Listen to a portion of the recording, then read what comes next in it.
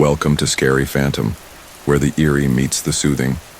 Every night I bring you thrilling horror stories that not only send chills down your spine but also help you unwind for a peaceful sleep. Relax, listen, and let the stories take you away to a world where the dark is both exciting and calming. The Ballast, the South Pacific trader.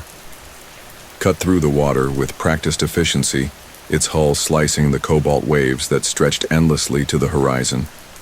From the observation deck, I watched as the last glimpse of land disappeared behind us, swallowed by the curvature of the earth. The sea air filled my lungs, briny, thick with promise. For most of the 43 souls aboard, this was just another commercial shipping run. For me, it was a welcome escape. My name is Victor Rawlins, Environmental Compliance Officer. My job was simple in theory: ensure that the trader adhered to international maritime regulations, particularly regarding ballast water management. These massive tanks of seawater, taken on to stabilize the ship when cargo holds were empty, had become one of shipping's most overlooked ecological disasters. One discharge in the wrong port could introduce invasive species capable of decimating local ecosystems. So they hired people like me, former marine biologists turned corporate watchdogs, to monitor, test, and document. The shipping companies didn't particularly want us there, but international laws had teeth now. Heavy fines, revoked permissions, criminal charges for the worst offenders. Most officers treated me with professional courtesy laced with mild contempt. I was the unwelcome house guest, the hall monitor, the necessary nuisance. Captain Harris Blackwood was different. A weathered man with 30 years at sea, he'd seen enough environmental catastrophes to value my presence, even if he didn't advertise it to the crew. "Settle in, Rawlins," he'd said during our first meeting, his office a shrine to nautical precision. Maps adorned the walls, each route marked with meticulous notes. A barometer, polished to a mirror shine, hung beside his desk. 24 days to Auckland. You need anything, my door's open." I'd nodded, grateful for the small kindness. Not all captains were so accommodating. My quarters were Spartan but functional. A narrow bunk, a desk bolted to the floor, a small bathroom with a shower stall barely large enough to turn around in. The walls were industrial gray, the overhead light harsh and unforgiving. I'd made it more hospitable with a few personal touches: a dog-eared copy of Melville's Moby Dick, a cliché but a comfort, a small potted succulent that required minimal attention, and a framed photo of my sister Emma and her 2 kids. Family I rarely saw, but who anchored me nonetheless. The first week passed without incident. I established my routine: breakfast in the mess hall at 600 hours, daily inspections of the ballast systems by 0800, water sampling and testing by noon, paperwork in the afternoon, dinner, then maybe a game of cards with whoever was off duty. The crew mostly ignored me, save for Seth Donovan, the chief engineer, who shared my interest in marine biology and often stopped by my makeshift lab to examine whatever specimens I'd pulled from my samples. "This is why I stay on ships," he'd joke, peering through my portable microscope at the microscopic crustaceans swimming in a drop of ballast water. "Everything in the ocean either wants to eat you or is too damn small to see without help." Seth was in his late 40s, with the perpetual 5 o'clock shadow and calloused hands of someone who'd spent his life maintaining engines. His eyes, though, held a thoughtfulness that belied his rough exterior. He'd studied engineering at MIT before dropping out to see the world. The world, it seemed, had been mostly engine rooms and cargo ships. It was Seth who first noticed something was off. "Pressures fluctuating in ballast tank 3, he mentioned casually during our usual chat. "Probably just a sensor hiccup, but might want to pull samples there tomorrow." I nodded, making a note in my digital log. "Thanks. Anything else unusual?" He hesitated, rubbing his jaw. "Water temperature's higher than it should be, about 4 degrees above ambient sea temp. Could be residual heat from the engine room, but..." He shrugged. "Just odd." I didn't think much of it at the time. Ships were complex beasts, full of quirks and anomalies. A temperature difference wasn't necessarily cause for alarm. That night, I dreamt of the ocean floor, of vast, lightless expanses where creatures evolved in isolation. developing features that would seem alien on the surface world. In my dream, something immense and shapeless stirred in the darkness, disturbed by our passage overhead. I woke drenched in sweat, my heart hammering against my ribs. Just a dream, I told myself. The product of too many nature documentaries and not enough fresh air. The next morning, I headed to Ballast Tank 3 earlier than usual. The access corridor was narrow and poorly lit, the metal walkway ringing hollowly under my boots. The humidity was oppressive, condensation dripping from overhead pipes. I passed through 2 watertight doors before reaching the access point, a small platform with monitoring equipment and the sampling valve that would allow me to extract water without draining the tank. The moment I stepped onto the platform, I sensed something was wrong. The air felt charged, like the stillness before a lightning strike. The monitoring panel showed the anomalies Seth had mentioned: pressure fluctuations that followed no discernible pattern, temperature readings that spiked and fell seemingly at random. I pulled on latex gloves and attached a sterile collection container to the sampling valve. The water that flowed into it looked normal enough, clear, with the slight cloudiness typical of ocean water. I sealed the container and labeled it with the date, time, and location. Standard procedure. Back in Dine, my lab really just a converted storage room with basic scientific equipment, I prepared slides for microscopic examination. This too was routine. Check for known invasive species, document biodiversity, note any unusual organisms. I wasn't prepared for what I saw when I focused the microscope. At first I thought there must be something wrong with the equipment. The organisms in the water weren't behaving normally. They moved with purpose, seemingly aware of my observation. Their cellular structures shifted as I watched, rearranging themselves into new configurations. It was as if they were trying different forms, experimenting with possibilities. I blinked, certain I was mistaken. When I looked again, they had changed once more. These weren't any known species, not algae, not protozoa, not microcrustaceans. They defied classification. I spent hours documenting what I saw, taking photos through the microscope's camera attachment, making detailed notes. By the time I finished, my eyes burned from strain, and my hand cramped from writing.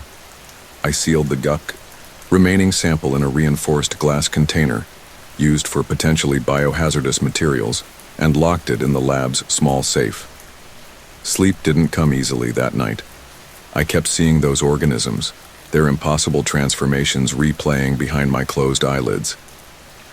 When I finally did drift off, the dreams returned. The ocean depths, the waiting presence, now stirring with greater urgency. In the dream, it reached tendrils upward, seeking, hungry.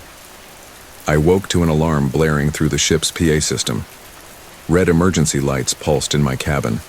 Grabbing my jacket, I rushed into the corridor to find crew members moving purposefully toward their emergency stations. I caught the arm of a passing deckhand. Parker, I thought his name was. "What's happening?" "Hull breach in Ballast Tank 3, he shouted over the alarm. "All hands to stations." I felt a chill that had nothing to do with the morning air. The coincidence was too stark to ignore. I'd taken samples from that exact tank just hours before. By the time I reached the monitoring station near the bridge, Captain Blackwood was already there, his face grim as he studied the readouts. Chief Engineer Donovan stood beside him, pointing to areas on a digital schematic of the ship.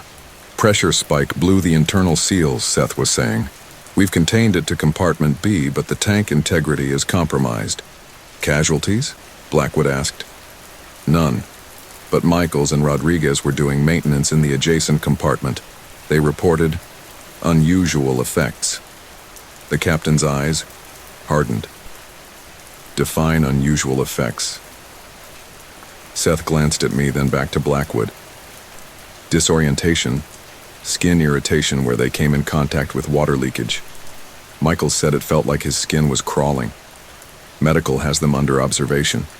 I stepped forward. "Captain, I need to speak with you about the water in that tank." Blackwood's gaze shifted to me, measuring. "Now isn't the time, Rollins." It's directly relevant to what's happening, I insisted. The samples I took yesterday showed biological anomalies unlike anything I've ever seen. The captain hesitated, then nodded curtly. My office. 5 minutes. He turned back to Seth. Continue containment protocols. Full hazmat procedures for anyone accessing the affected areas. 5 minutes later, I sat across from Blackwood, the microscope photos spread on his desk. His expression remained impassive as I explained what I'd found, but the tightening of his jaw betrayed his concern. "You're certain these aren't known species?" he asked when I finished. "Positive. Their cellular structure is unlike anything in our classification databases, and their behavior..." I hesitated. "They change, Captain, while being observed. They transform their structure in ways that shouldn't be possible." Blackwood leaned back, his chair creaking under his weight. "Recommendations? Complete isolation of the affected tank. No discharge of ballast water until we reach port. Full decontamination procedures." He nodded slowly. "And the crewmen who were exposed?" I met his gaze steadily. "Quarantine until we know what we're dealing with. That's going to disrupt operations and alarm the crew. With respect, sir, it's better than the alternative." A heavy silence filled the room. Finally, Blackwood reached for the intercom on his desk. "Dr. Patel, this is the captain. I'm implementing quarantine protocols for Michaels and Rodriguez. No one enters or leaves medical without full hazmat gear until further notice." The acknowledgement came immediately. Dr. Nisha Patel's voice was professional, betraying no surprise at the unusual order. "Understood, Captain.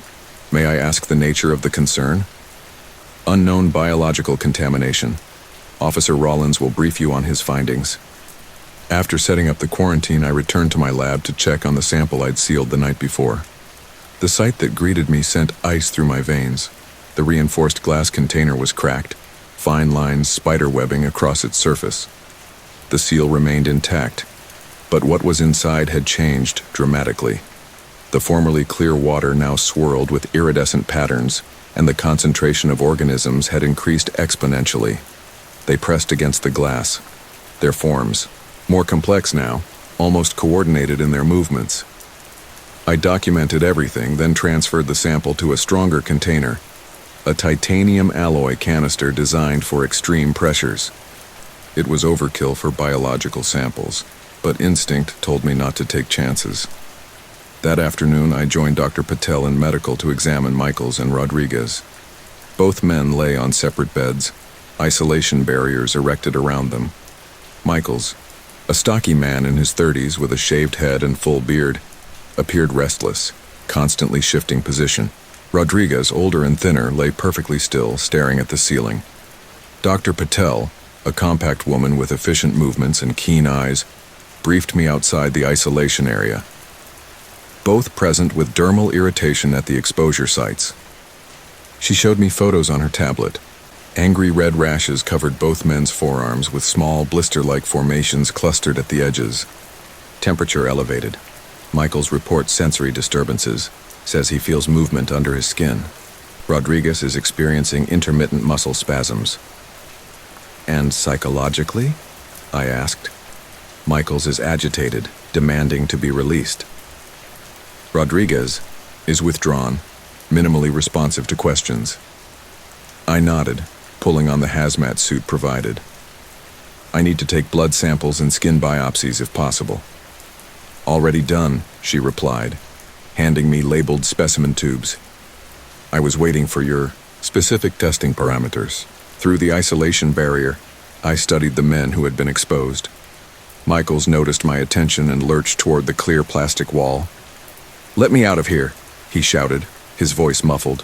"There's nothing wrong with me." Up close, I could see his pupils were dilated, sweat beading on his forehead despite the cool air. "It's just a precaution, Mr. Michaels," I replied, trying to sound reassuring. "We need to make sure you weren't exposed to anything harmful." "Harmful?" He laughed, the sound sharp and brittle. "I feel better than ever, stronger, like I could tear this ship apart with my bare hands." He pressed closer to the barrier, and I instinctively stepped back. "You feel it too, don't you, Rollins? In the water, something waiting.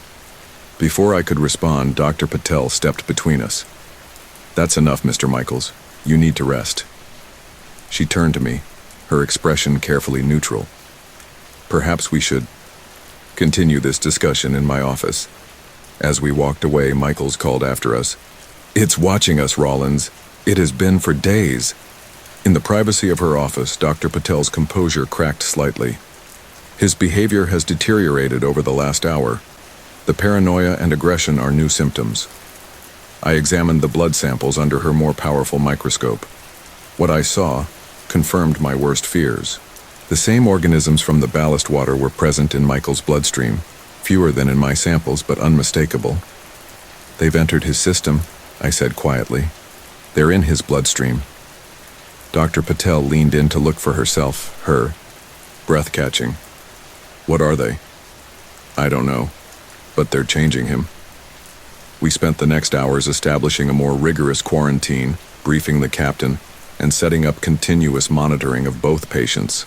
By evening, Rodriguez had developed the same agitation as Michaels, while Michaels himself had grown alarmingly strong, twice nearly breaking through the restraints we'd been forced to apply.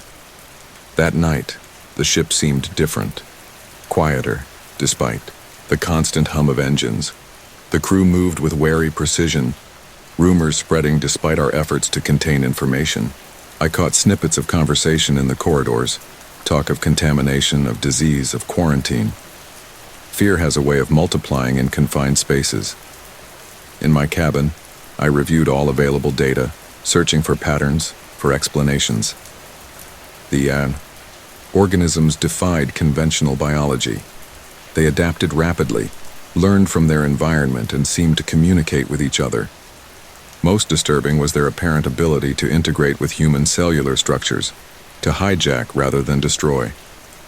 Sleep, when it finally came, brought no relief. The dreams intensified. The presence in the depths now had form. Tentacles, reaching upward, breaking the surface, finding our hull, finding us. I woke gasping, sheets twisted around my legs. The clock read 3:17 a.m. For a moment, I lay still, trying to shake off the dream's clinging dread. Then I heard it, a sound that shouldn't exist on a ship at sea, a wet sliding noise coming from the corridor outside my cabin. Heart pounding, I rose and approached the door. The sound came again, closer now. A scraping, dragging motion followed by what could have been breathing, but too liquid, too wrong. I pressed my ear to the door, straining to hear. Silence stretched for long seconds. Then, just as I began to think I'd imagined it, something bumped against the other side of the door.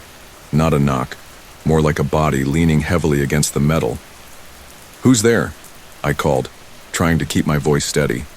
No answer, but the presence remained. I could feel it, an oppressive weight just inches away. I reached for the handle, then hesitated. Every instinct screamed danger. Instead, I moved to the small desk and retrieved my satellite phone, an independent communication device separate from the ship's systems for emergency reporting to environmental agencies. I dialed the bridge. After 3 rings, Second Officer Way answered, her voice alert despite the hour. "Bridge Officer Way speaking." "This is Rollins," I whispered. "I need security to my cabin immediately. There's someone, or something, outside my door." To her credit, Way didn't question me. "Security team to Officer Rollins' quarters," she ordered, presumably to someone else on the bridge. Then to me, "Stay inside. Help is on the way." The minutes that followed were among the longest of my life. The presence outside remained, occasionally shifting position. Once I heard what might have been words, a gurgling approximation of speech, too distorted to understand. When heavy footsteps finally approached from the far end of the corridor, whatever waited outside my door moved away. I heard that same wet sliding receding rapidly. By the time Security Chief Lennox arrived with 2 of his team, the corridor was empty. Probably just one of the crew sleepwalking, Lennox suggested after a cursory investigation revealed nothing. He was a former military man, built like a boulder, with a perpetual expression of mild skepticism. Happens sometimes at sea, disrupted sleep cycles. I didn't argue. How could I explain the wrongness of what I'd heard? Instead, I thanked him for the response and requested an escort to the medical bay. If something was moving freely about the ship, I needed to check on our quarantined patients. What we found in medical shattered any hope that we were dealing with an ordinary contamination. The isolation area had been breached. The plastic barriers hung in tatters and both beds were empty. Dr. Patel lay unconscious near her office, a gash on her forehead. Most disturbing were the restraints that had held Michaels and Rodriguez. They hadn't been cut or unlocked. They had been dissolved, the tough material reduced to a slimy residue. Sound general quarters, I told Lennox as we checked Dr. Patel's vital signs. We have 2 potentially dangerous individuals loose on the ship. Patel regained consciousness. As the alarm began to sound, wincing at the noise and the pain from her injury. They changed, she mumbled as Lennox helped her to a sitting position. Right before my eyes, their skin, it was moving, flowing like wax. Did they attack you? I asked, examining the wound on her head. She shook her head weakly. I fell trying to reach the alarm. They just left. But Rollins, her eyes found mine, wide with fear. They weren't Michaels and Rodriguez anymore, not really. Within the hour, Captain Blackwood had organized search teams to sweep the ship. I insisted they work in groups of at least 3, armed with whatever non-lethal restraints were available. Do not approach them alone, I emphasized during the briefing.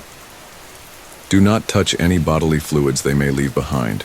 Report sightings immediately, but maintain distance. The captain pulled me aside afterward.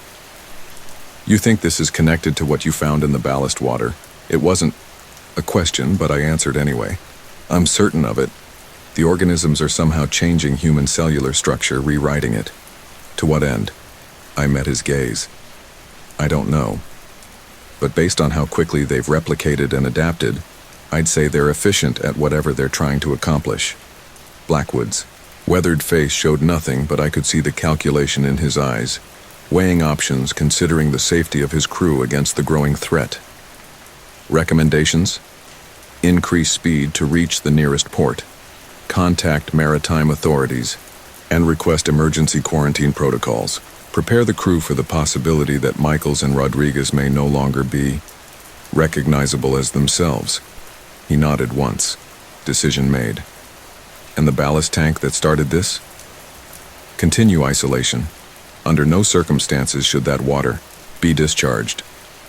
The search continued throughout the morning with no success. The trader was immense, nearly 300 meters of corridors, compartments, and crawl spaces. Plenty of places to hide. By midday, the first reports of unusual phenomena began trickling in. A deckhand found a trail of viscous fluid leading to a ventilation shaft. An engineer reported hearing voices from inside an empty storage compartment, voices that spoke in unison, with a wet, bubbling quality. Most concerning was the discovery that the ship's water filtration system showed signs of tampering. I was examining the filter housing with Seth when he voiced what we were both thinking. They're trying to access the clean water supply. I nodded, grimly. If these organisms get into the drinking water, everyone aboard could be infected. Seth wiped sweat from his brow. We need to switch to emergency rations, bottled water only. We were making arrangements for this when the first casualty occurred. Jenkins, a junior engineer, was found in a rarely used maintenance tunnel near the bow. He'd been on one of the search teams, somehow separated from his partners. When found, he was still alive technically, but what remained could hardly be called human. His skin had softened, becoming translucent in places, revealing the altered musculature beneath. His limbs moved in impossible ways, joints bending backward, fingers elongated to nearly twice their normal length. Most horrifying was his face, features sliding across the surface as if no longer anchored to bone, eyes clouded with a pearlescent film, mouth stretched into a gaping maw that emitted only gurgling sounds. The security team retreated, sealing the tunnel. Through the observation port, we watched as Jenkins' form continued to degrade, becoming less recognizable by the minute. Captain Blackwood made the difficult decision to weld the tunnel shut, effectively entombing Jenkins inside. "We can't help him," he said quietly as the welding team worked. "Whatever's happening, it's beyond our medical capabilities." I didn't argue. I'd seen the blood samples, the cellular changes. Jenkins wasn't just infected, he was being transformed, remade, at a fundamental level. That afternoon, we established a secure command center on the bridge, implementing strict access protocols. The remaining crew were ordered to travel in groups, to report any unusual signs or symptoms immediately, and to use only the bottled water that was being distributed, but it was already too late. During the evening meal, served in shifts to maintain security, crewman Thomas Fuller collapsed in the mess hall. He'd shown no prior symptoms, no indication that anything was wrong. One moment he was eating, the next clutching his face as if in agony. Those nearest tried to help, reaching for him as he fell. Before Dr. Patel could intervene, Fuller's hands dropped away from his face, revealing the horror beneath. His eyes had liquefied, streaming down his cheeks like mercury. He screamed, an inhuman sound that cut through the shocked silence, as more of his facial features began to lose cohesion. The crew backed away, panic spreading like wildfire. In the chaos that followed, 2 more crew members showed symptoms. Sarah Chen, a communications officer, aged decades in minutes, her hair whitening, skin wrinkling, teeth loosening in suddenly receding gums. Javier Diaz, a seasoned deckhand, developed translucent patches across his arms, she flesh beneath visibly squirming. They drank the water, Dr. Patel realized as we helped establish another quarantine zone, before we implemented the bottled water protocol. The contamination had already reached the main supply. I thought of the tampering we'd found, of the missing Michaels and Rodriguez. They knew exactly what they were doing.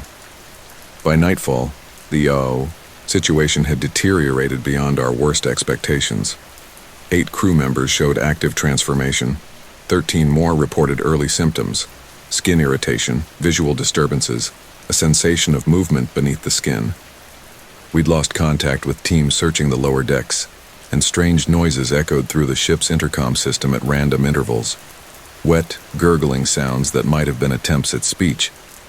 In the secure command center, Captain Blackwood, Dr. Patel, Security Chief Lennox, Chief Engineer Donovan, and I assessed our dwindling options.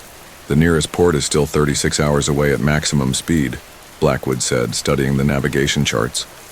"We've sent distress signals, but even if they dispatch emergency response immediately, it'll be too late for most of the crew."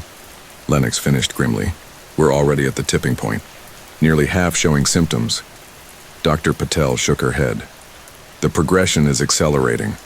Those who were exposed first, Michaels, Rodriguez, Jenkins, they've undergone the most dramatic changes. But the others are catching up. The organisms seem to be learning, becoming more efficient with each new host." "What about the remaining crew?" Seth asked.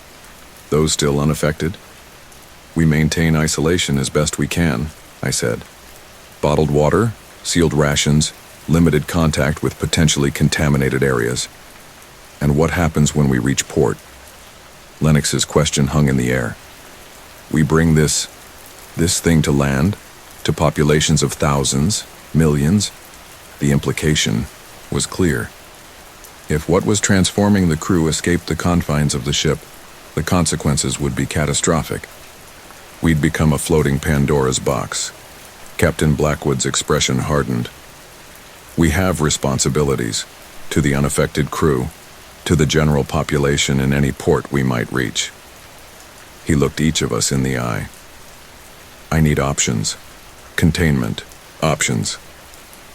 The discussion that followed was one of the most difficult of my life.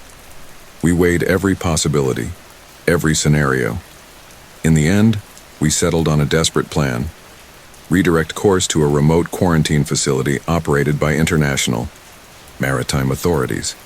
They had protocols for biological contamination, equipment and personnel trained for extreme scenarios.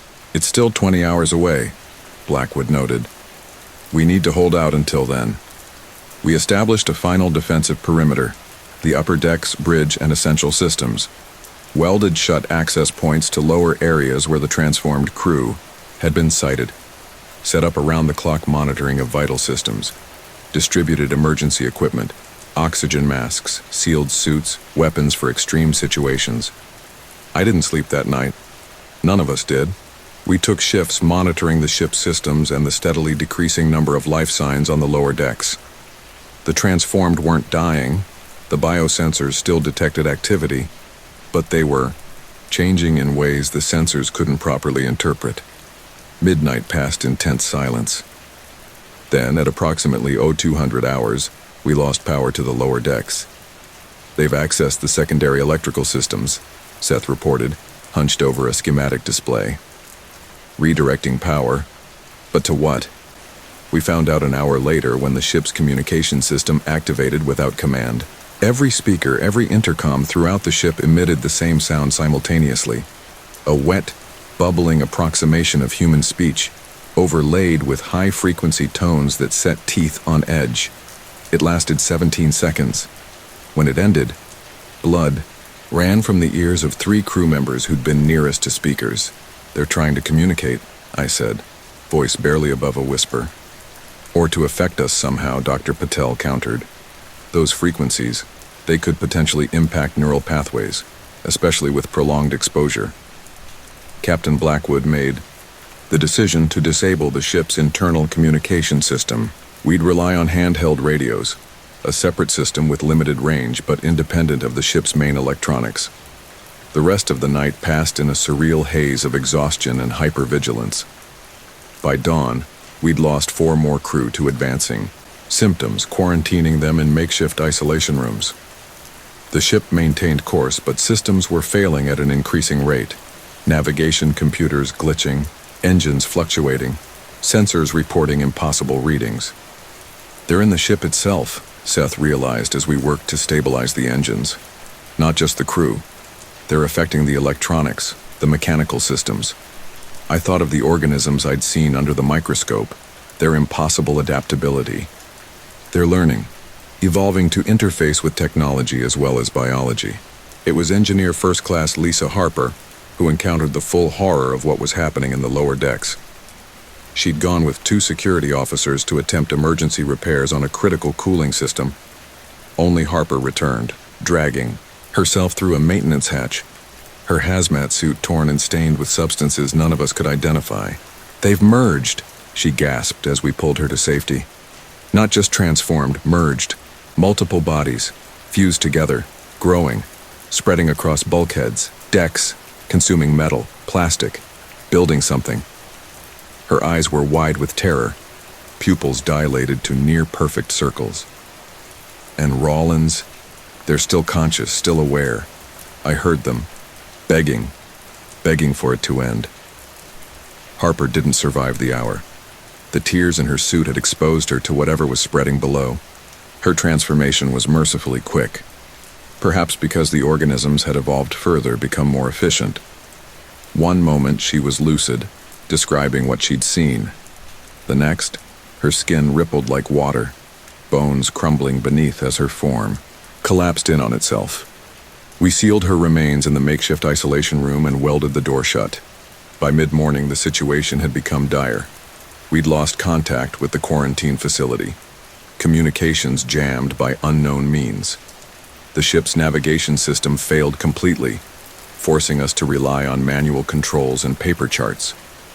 Worst of all, sensors indicated movement throughout the lower decks, massive shifts of biomass converging toward the center of the ship.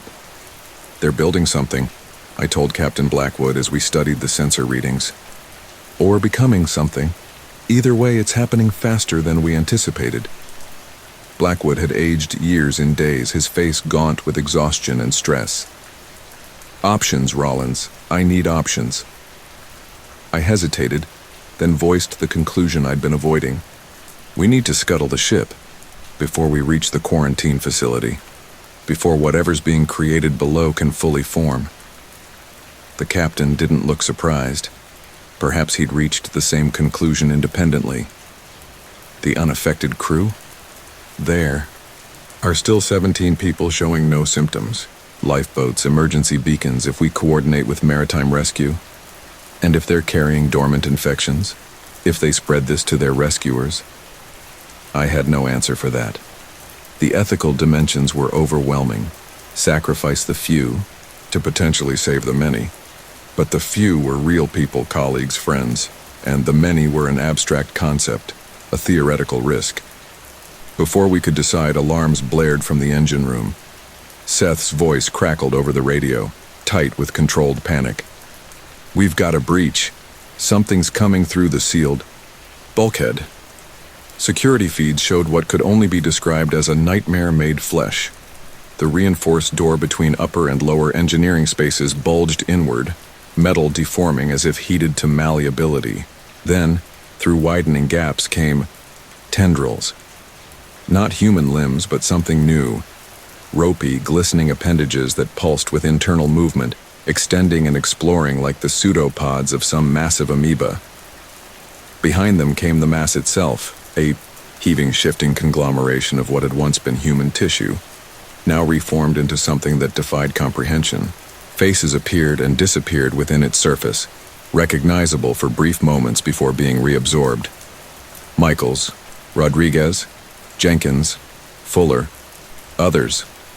And all the while, it moved with horrible purpose, flowing across the engine room floor, engulfing equipment, incorporating metal and composite materials into its expanding form.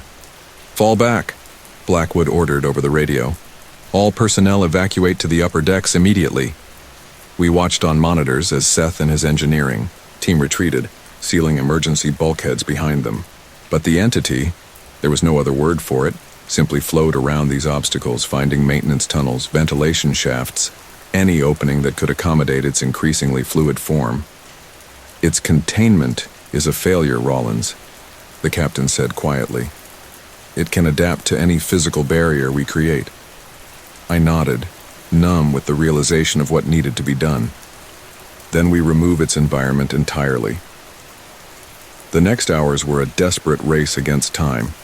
While security teams held defensive positions at key junctures, the remaining officers and I prepared the ship's self-destruct protocols, normally an absolute last resort, designed for vessels carrying hazardous materials that could not be allowed to spill into the ocean. The South Pacific Trader wasn't designed with such systems, but similar results could be achieved manually, rupturing fuel lines, overloading the engines, strategically placing the ship's limited supply of emergency flares and signal charges. It wouldn't be as complete as a military vessel's self-destruct, but it would achieve what we needed. The ship would sink, taking its monstrous cargo to the crushing depths of the Pacific. We worked in teams, moving quickly through areas not yet reached by the entity. Communications were spotty. The creature had somehow infiltrated the ship's electrical systems, causing equipment to fail at random. Twice, we nearly lost crew members to sudden appearances of tendrils from ventilation systems or floor drains. We worked, the ship itself seemed to be fighting us. Doors jammed, tools disappeared, lights failed at critical moments. It was as if the vessel's very systems had become extensions of the entity's will. By late afternoon, we'd done all we could. The charges were set. The engines were primed to overload. All that remained was to evacuate the surviving crew and trigger the sequence. Captain Blackwood gathered us on the boat deck, where the lifeboats hung ready for deployment. Only 11 of us remained unaffected, or at least showing no visible symptoms. The others had either transformed or been absorbed by the growing entity below. The lifeboats have emergency rations, water purification systems, and rescue beacons, Blackwood explained, his voice steady despite everything. Once at a safe distance, activate the beacons. When rescue arrives, he hesitated. You'll be quarantined, tested. There's no avoiding that. No one protested. We all understood the necessity. Who remains behind to trigger the sequence? Dr. Patel asked, though I think we all knew the answer. Blackwood's eyes met mine briefly before he addressed the group. I will. It's my responsibility as captain. No, I said, stepping forward. It should be me. The captain's eyebrows rose slightly. Explain your reasoning, Rollins. I'm the environmental officer. I've had the most direct contact with these organisms from the beginning. I've studied them. I swallowed hard.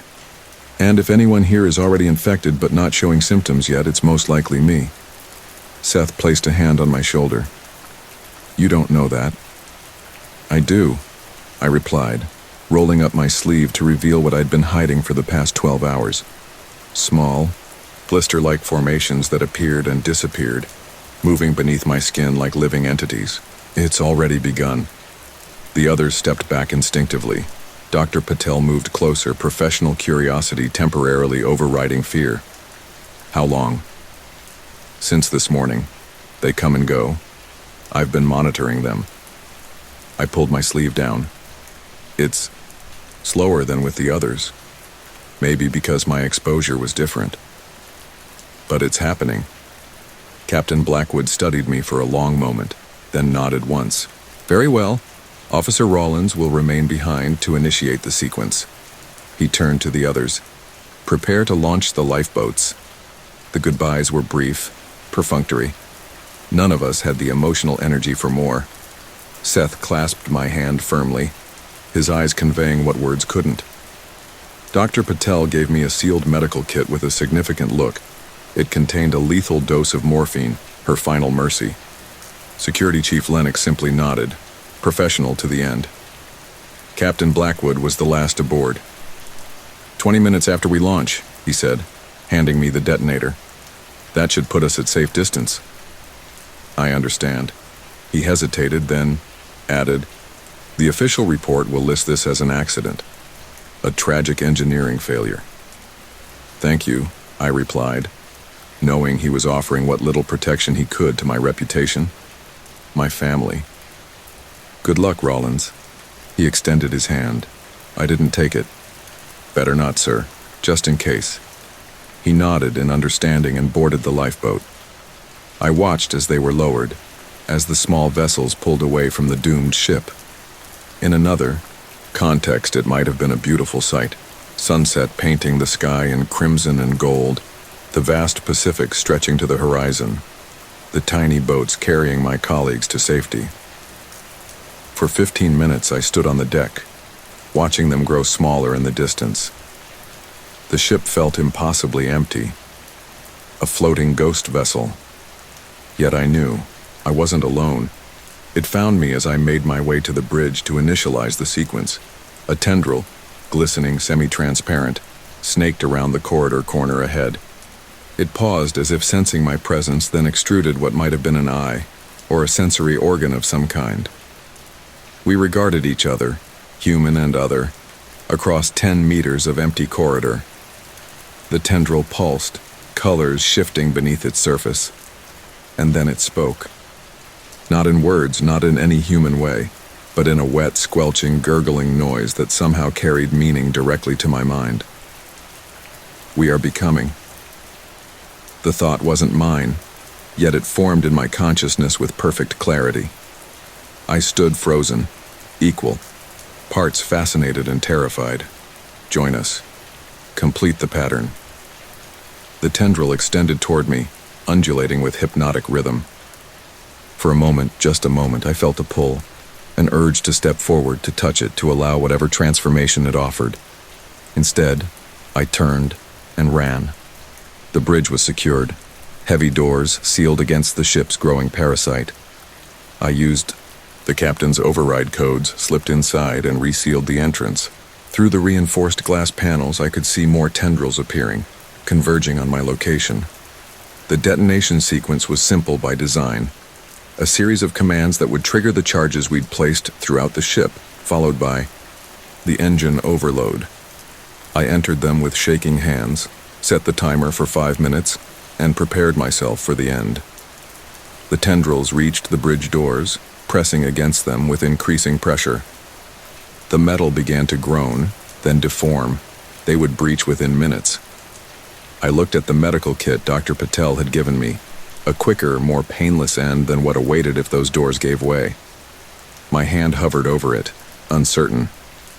A noise drew my attention to the captain's view screen. It had activated without command, showing an area deep within the ship that should have been inaccessible to cameras. The central hold, now transformed into something else entirely. What I saw defied description. The entity had formed a structure, not random, not chaotic, but deliberately organized. Pulsing membranes stretched between bulkheads. Crystalline formations grew from what had once been steel decking. And at the center, suspended in a gelatinous matrix, were organs. Not human, not recognizable, but clearly functional. Pumping, processing, thinking. This wasn't just consumption or destruction, it was construction, creation. The view screen changed, cycling through other areas of the ship. Each showed similar transformation. The vessel being remade from within, turned into something that served the entity's incomprehensible purpose. And everywhere, incorporated into this new structure, were remnants of the crew. Not whole bodies, but parts, a hand here, a face there, tissues and organs repurposed. And the faces, God, the faces were still moving. Still aware, the timer showed 3 minutes remaining. The bridge doors buckled further, a gap appearing at the top edge. Through it, fluid seeped, thick, iridescent, carrying within it the microscopic architects of this nightmare. I backed away, eyes fixed on the spreading puddle. Where it touched metal or plastic, the materials began to soften, to change. 2 minutes, the fluid reached the command console, flowing up its sides like it was being drawn there. The electronics sparked, screens flickering with random patterns before stabilizing on a single image. The Pacific Ocean as seen from space, a vast blue expanse. We will spread. The thought voice again, stronger now, more coherent. We will remake. We will perfect. 1 minute. The door gave way entirely and the full mass of the entity poured into the bridge, a tsunami of transformed flesh and assimilated materials. It surrounded me, rising like a wave about to break, tendrils extending toward my face, my eyes, my mouth. Join us. Complete the pattern. 30 seconds. As the tendrils touched my skin, I felt no pain, only a spreading numbness, a sense of boundaries dissolving. My vision blurred, then sharpened to impossible clarity. I could see the microstructures of the entity, the organization of its components, the beauty of its design. For a brief, terrible moment, I understood what it wanted. Not destruction, not conquest, simply transformation. Evolution by design rather than chance. A new form of life that incorporated elements of all it encountered. 10 seconds. The numbness reached my mind, thoughts becoming liquid, memories flowing like water. I saw the ocean depths from my dreams, but now recognized it as the entity's birthplace, an abyssal trench where ancient microorganisms had evolved in isolation until our ship had inadvertently collected them. 5 seconds. My last human thought was of the lifeboats, of whether they were truly beyond the blast radius, of whether any of my colleagues carried within them dormant versions of what was consuming me. 3, 2, 1. The official report called it a tragic accident, a toxic algae bloom that contaminated the ship's systems, followed by a catastrophic engine failure. 11 crew members lost. The South Pacific trader scuttled and sunk in international waters. Case closed. The surviving crew were quarantined, then released. No evidence of biological contamination. No unusual symptoms. The world moved on. I survived, but I am not clean. They found me drifting on debris 2 days after the explosion. Unconscious, badly injured, but alive. The official explanation was that I'd been blown clear by the initial blast, somehow surviving both the explosion and the ocean. The truth is more complex, more terrifying. I remember the detonation, the ship breaking apart, the entity being torn to pieces. I remember being torn apart with it, my body no longer fully my own. I remember darkness, cold, then reconstruction. Something rebuilt me, cell by cell, tissue by tissue, made me human again, mostly. A perfect replica of what I had been, with one crucial difference. A passenger, a seed, a potential. Every month, doctors find unexplainable anomalies in my blood. They don't say it outright, but I see the fear in their eyes when the tests come back. I'm kept in a specialized containment facility disguised as a medical research center. They tell me it's for observation, for my own safety. They lie. I know why I'm really here. They're waiting to see if what's inside me will emerge, will spread. They're waiting to see if the entity survived through me. And sometimes at night when the facility grows quiet and the guards think I'm sleeping, I feel something moving beneath my skin. When I wake, there are tiny, blister-like growths on my arms, my chest, my legs. They vanish within hours, but I know it's only a matter of time before I join them, wherever the government has hidden what's left of them. Because the truth they don't want to admit, is that the entity wasn't completely destroyed. Fragments survived, were collected, are being studied in facilities more secure than mine. Weaponized, perhaps. Controlled, they believe. But you cannot control something you don't understand. And they don't understand what they've found. It is patient. It is adaptive. It is becoming. And through me, through the others they've collected, it will eventually complete the pattern. This wasn't just a voyage. It was the beginning of something monstrous, something inevitable. Deck 8. From the moment I first set foot on the massive cargo vessel, I felt it. A subtle wrongness that crawled across my skin like static electricity. At first, I couldn't put my finger on it, just an itch at the back of my mind. A feeling. The kind that makes you check over your shoulder in an empty room. My name is Marcus Reeves, and I'd signed on as the ship's new navigational systems specialist. After 15 years working on various vessels, from luxury cruise liners to military transports, I thought I'd seen everything the maritime world had to offer. The global venture proved me wrong within my first week aboard. The ship itself was impressive by any standard. A hulking beast of steel and technology stretching nearly 400 meters from bow to stern. Recently retrofitted with state-of-the-art navigation and propulsion systems, it represented the bleeding edge of commercial shipping. At least that's what the brochure said. Reality told a different story. Captain Alan Foster greeted me with a firm handshake when I arrived. A tall man with salt and pepper hair cropped military short. He had the weathered face of someone who'd spent decades at sea. Eyes perpetually narrowed as if always searching the horizon for approaching storms. "Welcome aboard, Reeves," he said, his voice a gravelly rumble. "Your credentials are impressive. We're lucky to have you." "Thank you, sir. Looking forward to getting started.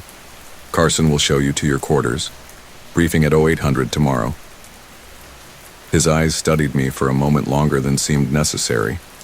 "Word of advice, stick to your assigned areas. This ship's bigger than it looks. Easy to get lost." I nodded, chalking it up to standard new crew warnings. Every ship had its quirks, its dangerous areas. Nothing unusual about a captain wanting to keep his crew safe. First Officer James Carson was waiting just outside the captain's office. Younger than Foster by at least 20 years, his clean-shaven face and perfectly pressed uniform gave him the appearance of someone who'd just stepped out of a Naval Academy recruitment poster. "Reeves, right? Follow me. Your quarters are on deck 3. As we navigated the labyrinthine corridors, Carson maintained a stream of information: meal schedules, duty rosters, emergency protocols, standard orientation stuff. But there was something mechanical about his delivery, as if he'd recited these words too many times to too many people who weren't around anymore. My quarters were Spartan but comfortable.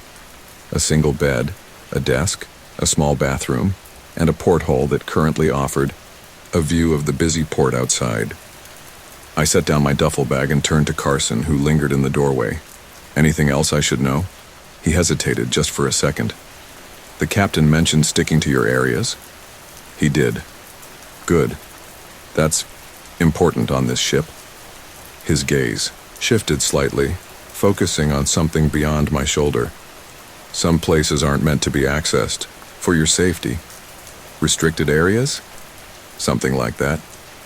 His professional mask slipped just enough to reveal something underneath. Concern? Fear? Just do your job, stick to your sections, and everything will be fine. With that cryptic advice, he left me to settle in. I unpacked my few possessions, clothes, personal tablet, a worn paperback novel, and the small brass compass that had belonged to my grandfather, a family heirloom and good luck charm that had accompanied me on every voyage. That night in the mess hall, I got my first taste of the crew dynamics. About 30 people occupied the tables, eating in small groups or alone. The conversations were muted, lacking the boisterous energy I'd come to expect on cargo vessels. These people moved and spoke like they were in a library or a hospital. Careful, contained. I grabbed a tray of surprisingly decent beef stew and looked for a place to sit. A hand waved from a corner table. "New guy, over here." The voice belonged to a woman with short auburn hair and the most genuine smile I'd seen since coming aboard. As I approached, she stuck out her hand. "Ellie Madsen, Engineering. You must be the nav systems specialist they've been promising us for months." I shook her hand, noting the firm grip and the calluses that spoke of hands-on work. "Marcus Reeves, just arrived today. Sit down before your food gets cold. This is Ryan Torres, also engineering." She nodded toward a stocky man with deep brown eyes who nodded in greeting. "And this charming individual is our comms specialist, Liam Chen." The third person at the table, a lanky man with rectangular glasses, offered a quick wave before returning to his meal. "So," Ellie continued as I took a seat, "what's your story? How'd you end up on the venture?" I gave them the abbreviated version: naval background, transition to commercial, specialized training in the latest navigational systems. "Lucky us," Ryan said, breaking his silence. "Last nav specialist didn't even last a month." "Ryan," Ellie warned, shooting him a look. "What? It's not a secret. This ship goes through specialists like tissues during flu season." "What happened to the last one?" I asked. Curiosity piqued and uncomfortable silence fell over the table. Liam suddenly became very interested in his empty plate. Ryan shrugged, looking to Ellie. "Mental health leave," she finally said. "This job, it can be stressful, isolated. Not everyone adapts well to long stretches at sea." "I've been doing this for 15 years, I pointed out. "Never had a problem." "Then you'll be fine," she said with forced brightness. "Just stick to your sections of the ship, okay? Some areas can be confusing, easy to get turned around." There it was again, that same warning, packaged slightly differently. My instincts twitched. "Any areas in particular I should avoid?" I asked casually. The three exchanged glances. It was Liam who finally spoke, his voice so soft I had to lean in to hear him. "If you see a stairwell that doesn't look right, don't take it." Before I could ask what the hell that meant, Ryan pushed his chair back and stood. "I'm on shift in 20. Nice meeting you, Reeves. Hope you last longer than the others." He left without waiting for a response. Ellie sighed. "Don't mind him. We've all been on this ship too long." "How long is too long?" 3 years for me. Ryan's been here 4. "Liam." She glanced at him. 5 years, 2 months, 18 days, he said without looking up. The precision of his count was unsettling, like a prisoner tracking their sentence. The Yao conversation shifted to safer topics after that. Latest movies they'd downloaded, complaints about the quality of the ship's coffee, speculation about our next port of call, normal shipboard talk. But underneath it all, I sensed a current of tension, of things unsaid. That night, lying in my bunk, I couldn't shake the feeling that I was missing something important. The warnings, the strange atmosphere among the crew, the high turnover rate. For my position, it all pointed to something not quite right on the global venture. Sleep came fitfully, interrupted by dreams of endless corridors and doors that opened onto empty space. The next morning, I reported to the bridge for my briefing. The navigation systems were indeed state-of-the-art, or at least they had been 5 years ago. Now they showed signs of neglect. Dust in the crevices, worn keys, screens with persistent glare marks that indicated no one had bothered to clean them properly in months. Chief Officer William Bennett, a man who personified the word dour, walked me through the systems with all the enthusiasm of someone reading a phone book. "Previous logs are here," he said, pointing to an encrypted folder on the main computer. "You'll need to familiarize yourself with our usual routes and any anomalies that have been reported." Anomalies? Bennett's face remained impassive. Navigation, anomalies, compass variations, the usual. Nothing to worry about. But there was worry in his eyes.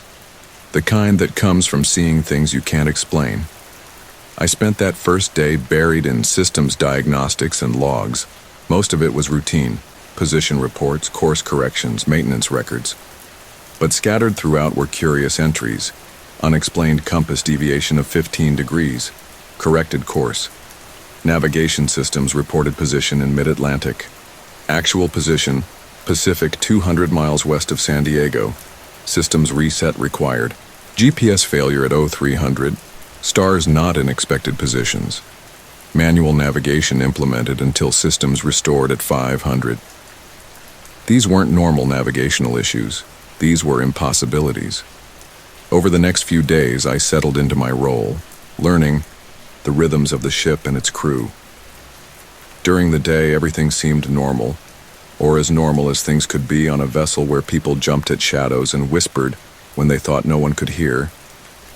It was during my off hours that I began to notice the inconsistencies. The first came when I was reviewing the ship's schematics, trying to better understand the vessel I was responsible for navigating. As I scrolled through the digital blueprints, a discrepancy caught my eye. The measurements didn't add up. There was an empty space where no space should be, a void between deck 7 and 9. At first, I thought it might be a rendering error in the software, but as I checked different versions of the schematics, the anomaly remained consistent. According to every blueprint I could find, there should have been a deck 8. But when I pulled up the elevator panel schematics or looked at any directional signs throughout the ship, deck 8 wasn't listed. It simply didn't exist, at least not officially. Yet, the space was there in the measurements, and stranger still, the technical schematic showed plumbing and electrical systems running through this phantom deck. The next day, I casually brought it up with Ellie as we shared lunch. "Hey, quick question. Is there a deck 8 on this ship?" Gurney. Fork froze halfway to her mouth. She lowered it slowly, her eyes darting around the mess hall before returning to me. "Why do you ask?" Her voice had dropped to just above a whisper. "Just looking at the schematics. Seems like there's space for it, but it's not labeled on any of the signs or elevator panels. No deck 8, she said too quickly. Just like some buildings skip 13. Superstition, that's all." It was almost word for word what Bennett had told me when I'd asked him the same question earlier, like a rehearsed response.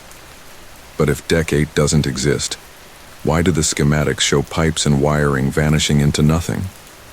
Ellie abruptly stood, gathering her tray. "I need to get back to engineering. We're recalibrating the propulsion systems today." Her smile didn't reach her eyes. "Stick to your sections, Marcus, please."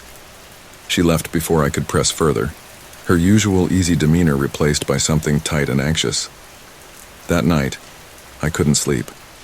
The mystery of the missing deck gnawed at me. If it was just superstition, why the secrecy? Why the warnings? And why did everyone react with such obvious fear when it was mentioned? Around 0200, I gave up on sleep and decided to walk the ship. Maybe physical exhaustion would quiet my mind. The corridors were dimly lit during night hours. The skeleton crew focused on their essential duties. I wandered aimlessly at first, nodding to the occasional crew member I passed. Most avoided eye contact. Standard night shift behavior, I told myself. Nothing unusual about people being withdrawn during the graveyard hours. My feet carried me, downward, deck by deck. 5, 6, 7. I'd been on 7 before. It housed some of the cargo holds and machinery spaces. Nothing mysterious or forbidden. As I rounded a corner in a rarely used maintenance corridor, I saw it. A stairwell I had never noticed before. No signs of recent use. Rust creeping along the railings. The sign above it simply read, Deck 8. My pulse hammered in my throat. Here it was, the deck that didn't exist. The deck everyone pretended wasn't there. I approached slowly, half expecting someone to appear and stop me. The air around the stairwell felt heavier somehow, charged with an energy I couldn't name. Standing at the top step, I peered down into the darkness. The emergency lighting barely penetrated the gloom below. Every instinct screamed at me to turn back, to return to my quarters and forget what I'd found, to stick to my sections, as everyone had, repeatedly warned. But I've never been good at ignoring mysteries. I took the first step down, then the next. The metal stairs creaked under my weight, the sound echoing in the enclosed space. The air grew thicker, staler with each step, like no ventilation systems had circulated through here in years. At the bottom of the stairs stood a rusted metal door. No markings, no window. Just solid steel with a corroded handle that looked like it might crumble in my grip. I hesitated, my hand hovering over the handle. The sense of wrongness I'd felt since boarding the ship was now a klaxon in my mind. Every fiber of my being urged retreat. I opened the door anyway. Beyond it lay a forgotten world. Unlike the polished, well-lit decks above, Deck 8 was a graveyard.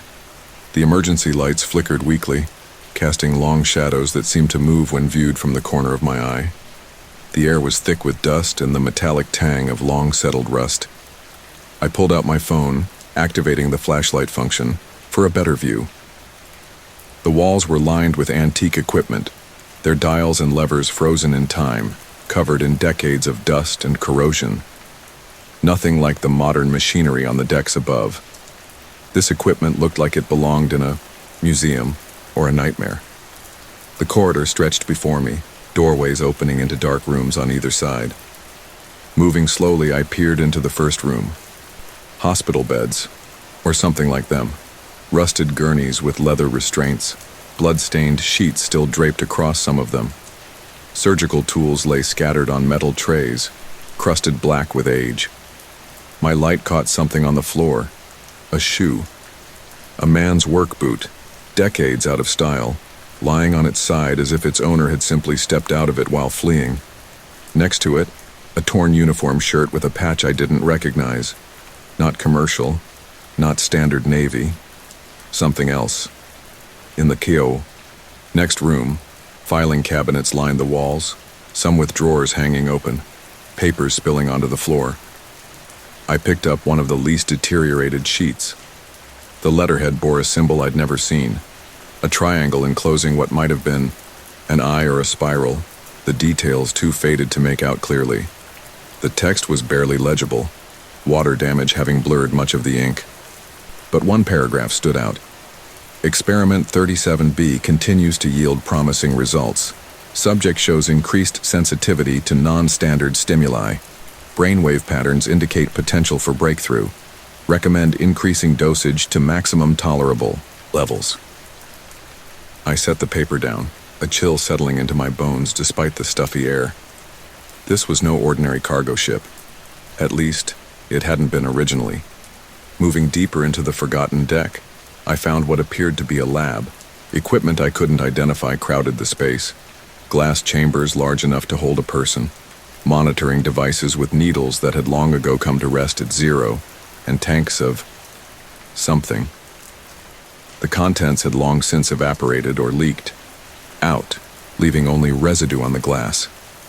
On a desk in the corner lay a diary, open to its last page, the writing scrawled in frantic, shaking lines.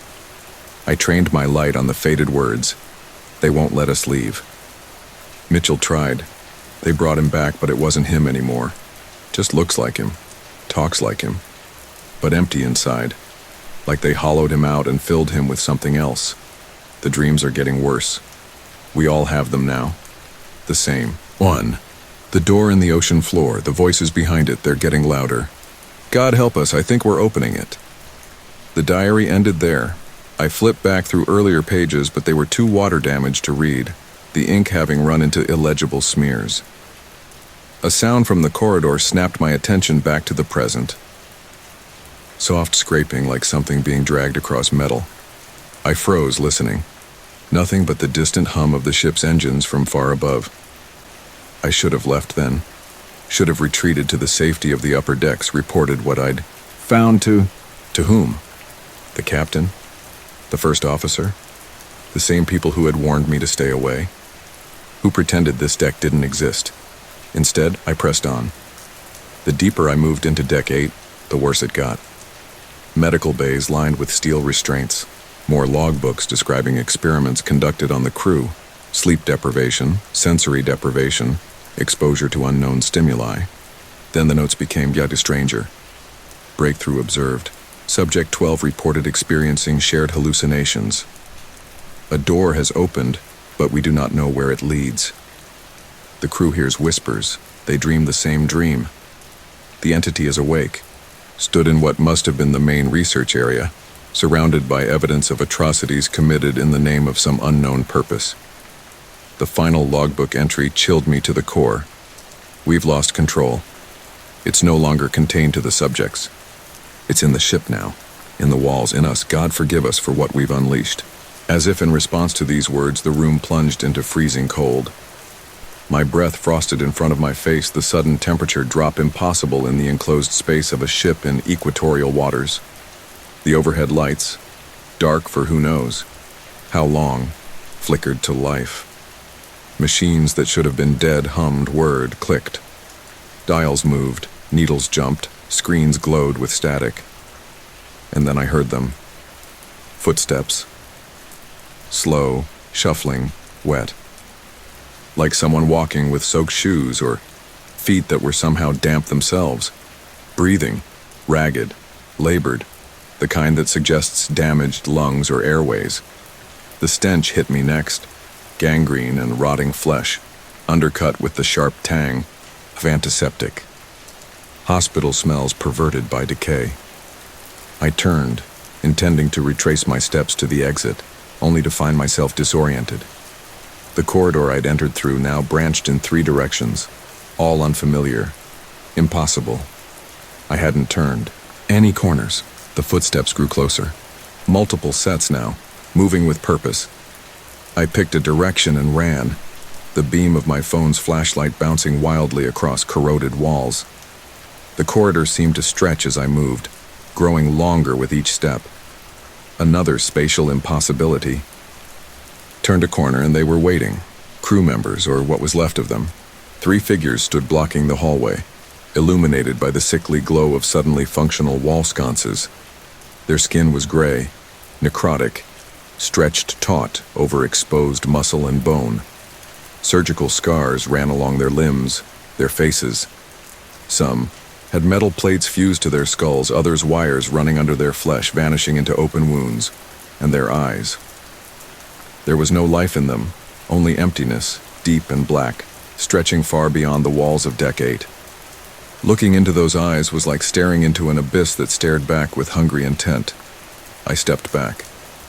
They followed, moving with jerky, unnatural coordination, as if pulled by invisible strings. One raised its arm, a jagged metal apparatus, where a hand should have been. A crude surgical tool, rusted and caked with ancient blood. It clicked as the creature flexed fingers that weren't there. "Who? What are you?" I managed to choke out. The question seemed to give them pause. The lead figure tilted its head at an angle no human neck should be capable of. When it spoke, the voice was a chorus. Multiple tones layered atop each other, some too high, others too low to have come from human vocal cords. "We are the subjects, the volunteers, the sacrifices." The head tilted further, nearly upside down now. "And we are its vessels." "Its? What is it?" A sound emerged from the creature's throat, not quite a laugh, more like air being forced through. A wet reed. Not what? Where? When? It is the between, the beneath, the behind. The head slowly rotated back to vertical. It is what waits beyond the door they opened. What door? Who opened it? The ones who made this place. Who unmade us. The creature took a shuffling step forward. You found our home. Now you join our communion. And then they rushed me. I ran. Back the way I'd come, then down another corridor when I found my path blocked by more of the shambling crew members. The walls twisted, the hallway stretching too long, too narrow. The air hummed with something alive, something deep within the ship, something old and starving. They were right behind me, their wet footsteps echoing in perfect synchronization. No matter how many turns I took, how many rooms I cut through, they remained the same distance behind, not gaining but never falling behind, like they were toying with me, or hurting me. I burst through a set of double doors into what must have been the main lab, a cavernous space filled with equipment both recognizable and utterly alien. And at its center, a massive cylindrical chamber, large enough to hold a dozen people. The glass was clouded with age, but something moved within, a darkness more absolute than mere absence of light. A void with purpose. The creature's voice, that terrible chorus, spoke from directly behind me. It has waited for you, navigator, for someone who can chart the course. I spun to find myself surrounded. Dozens of them now, forming a circle with me at its center. Each bore the same surgical modifications, the same dead eyes, though their uniforms suggested different eras. The word passed through their ranks like a wave, each repeating it with slightly different intonation. We want nothing. We are nothing, merely shadows, echoes. But it wants freedom. The cylinder behind me hummed, the darkness within pulsing, like a heartbeat. I could feel it pulling at me, not physically but mentally. A tug on my consciousness, a whisper just below the threshold of hearing. Navigate. Chart the course. Find the door. The words weren't spoken. They simply appeared in my mind as if they'd always been there. I don't understand, I said, though. Part of me did. Some deep primal part recognized the hunger behind those words, the ancient patience of something that measured time in millennia. You will. The chorus spoke as one now. Perfect synchronization. Join us. Become vessel. They began to close the circle, reducing the space around me step by shuffling step. I backed up until I felt the cold glass of the cylinder against my spine. The darkness within shifted, pressed against the barrier, a living thing eager to make contact. My hand brushed against something on a nearby console, a lever partially broken but still attached. Without thinking, I grabbed it and pulled with all my strength. Alarms blared. Red emergency lights replaced the sickly yellow glow. The creatures paused, their heads tilting in that unnatural angle as they listened to something I couldn't hear. Computerized voice crackled over ancient speakers. Emergency protocol activated. Chamber purge in 30 seconds. The creature's chorus rose in a howl of protest, or hunger. They surged toward me, just as I spotted a maintenance ladder leading up through a hatch in the ceiling. I threw myself at it, climbing with everything I had, their cold hands grabbing at my ankles. One caught my pant leg, the fabric tearing as I kicked desperately. Another latched onto my shoe, its inhuman strength nearly pulling me back down. With a final surge of adrenaline, I kicked free and scrambled through the hatch, slamming it shut, behind me. The creatures didn't follow, not because they couldn't, because they wouldn't. I heard their voice through the sealed hatch, clear despite the barrier. Run, navigator, hide. It matters not. You have breathed our air, touched our home, it knows you now. I found myself in a maintenance tunnel, cramped but blessedly normal. No spatial distortions, no impossible geometries, just solid metal and the distant hum of the ship's engines. I followed the tunnel until I reached a ladder marked to Deck 9 and climbed, my limbs shaking from exertion and fading adrenaline. I reached Deck 9, gasping, shaking, slamming the hatch shut behind me. The world above was normal again, bright, clean, sterile. But I wasn't. I'd seen something that shouldn't exist, something the crew, At least the officers knew about and hid. And worst of all, I'd been marked by it, whatever it was. I stumbled back to my quarters, passing a startled crew member who took one look at my disheveled state and quickly moved to the other side of the corridor. In the safety of my room, I stripped off my torn, dust-covered clothes and stood under the shower until the water ran cold, as if I could wash away the memory of what I'd seen. Sleep was impossible. Every time I closed my eyes, I saw those creatures, those people, and the darkness pulsing in the cylinder. I heard that chorus of voices, felt the touch of cold, dead hands on my skin, and underneath it all, that whisper. Navigate. Chart the course. Find the door. Morning found me hollow-eyed and twitchy. I reported to the bridge as scheduled, though. Every instinct screamed at me to hide, to somehow get off this cursed ship. Captain Foster took one look at me and knew. I saw it in his eyes. Recognition, resignation, and something like pity. My office, Reeves. Now. I followed him mechanically, aware of the stares from the bridge crew, some curious, others knowing.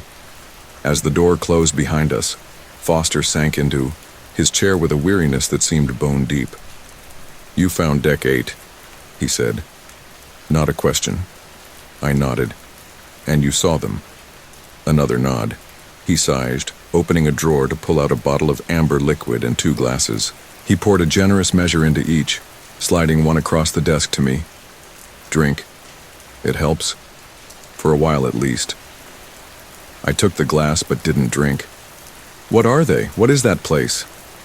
Foster knocked back his drink in one go, grimacing at the burn. "Bad history. The kind that never makes it into the official records." He refilled his glass. "This ship wasn't always the global venture. Before the refit, before it was sold to the company, it had another name, another purpose. A military research vessel," I said, remembering the uniforms, the equipment. He nodded. "But not the kind that makes the headlines, black projects. The kind with unlimited funding and zero oversight." He stared into his glass. "They were looking for something specific, something they thought could change the nature of warfare, of human consciousness itself. And they found it." Foster's laugh was brittle. "Oh, they found something all right, just not what they expected." He leaned forward. "Ever heard of the Challenger Deep? Deepest known point in the Earth's oceans?" I nodded. "They were drilling. Looking for... hell, I don't know. New resources. New energy sources. But they went too deep." His voice dropped to just above a whisper. "There are places on this Earth that aren't meant to be disturbed. Boundaries that aren't meant to be crossed." "What did they find?" I asked, though part of me already knew. Had seen it pulsing in that cylinder. Not what. Where. Foster's echo of the creature's words sent ice through my veins. They opened a door to somewhere else, somewhere not bound by our physics, our reality. He drained his second glass. "They brought back samples, studied them on this ship, used their own crew as test subjects. Volunteers at first, then not so voluntary." I finally took a sip of the whiskey, letting its fire ground me in the present. The things I saw, they were crew members? From back then? From all the thens. This ship has had many crews over the decades, many navigators. He fixed me with a haunted stare. They always find Deck 8 eventually, especially the navigators. It calls to them, wants them, needs them. Why navigators? Because it wants to go home, or to bring home here. It needs someone who can chart the course, find the way back to that door they opened. He shook his head. "We've lost 12 navigators in the past decade. Some disappeared, some changed. So why keep sailing? Why not scuttle the ship?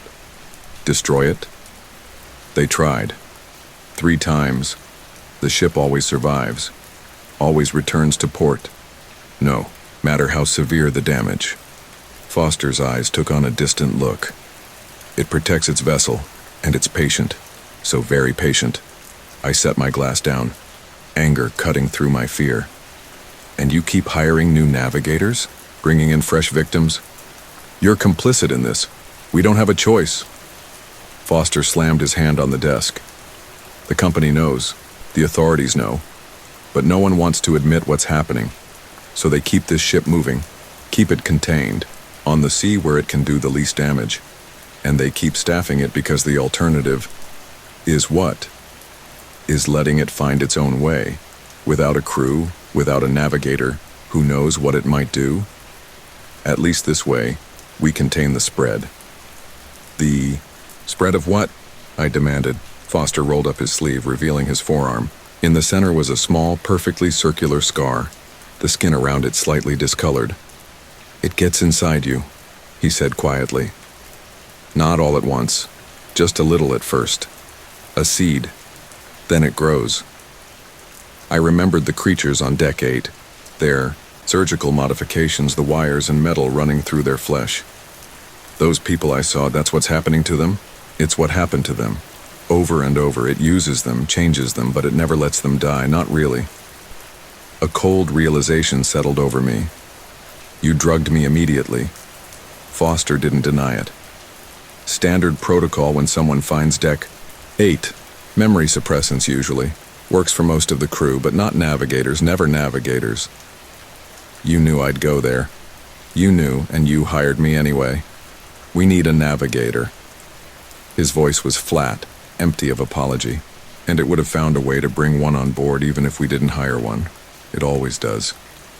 I pushed away from the desk, standing on unsteady legs. I'm not staying on this ship. Not after what I've seen. You don't have a choice. None of us do. Foster looked genuinely sympathetic now. We're 3 days from the nearest port. Until then, you do your job. Act normal. Take these. He slid a bottle of pills across the desk. They'll help with the whispers, the dreams. I stared at the bottle, then at Foster. And when we reach port, you'll be evaluated. If you're clean, if it hasn't taken hold too deeply, you'll be reassigned. Given enough suppressants to forget most of this. And if I'm not clean, Foster didn't answer. He didn't need to. I'd seen the fate that awaited on Deck 8. The next 3 days were a waking nightmare. I performed my duties mechanically, checking navigation systems, plotting courses, filing reports. The crew gave me a wide berth. Even Ellie, who now watched me with sad, knowing eyes. At night I lay awake, fighting the pull of sleep, knowing what waited in my dreams. When exhaustion finally claimed me, I found myself standing on an ocean floor, impossibly breathing water that felt like air. Before me, a massive door of stone and metal and materials I had no name for, inscribed with symbols that hurt my eyes to look upon, and behind it something waiting, hungry, patient. I always woke at the moment the door began to open, the whispers rising to a deafening chorus. Navigate. Chart the course. Find us. The pills Foster gave me dulled the dreams, but couldn't eliminate them entirely. Nothing could, I suspected. Once you'd been touched by Deck 8, you carried a piece of it with you forever. On the morning we were due to reach port, I was summoned to the medical bay. The ship's doctor, a severe woman named Walker, instructed me to sit on an examination table. Sleeve up, she said, preparing a syringe. Standard blood test for all crew returning to shore. Standard for those who had found Deck 8, I suspected. As she drew blood, I noticed her hands trembling slightly. Her eyes, when they met mine, held a mixture of fear and pity. How long? I asked. She didn't pretend not to understand. Since your visit below? Not long enough for significant contamination. You might be one of the lucky ones. Might be? She capped the sample, labeling it with methodical precision. We'll know soon enough. The markers are usually evident within hours of exposure. What markers? Instead of answering, she rolled up her own sleeve, revealing a pattern of small circular scars similar to the one Foster had shown me. They start as blisters, then they burst, heal, and the cycle repeats. Eventually, they stop healing properly. That's when the real changes begin.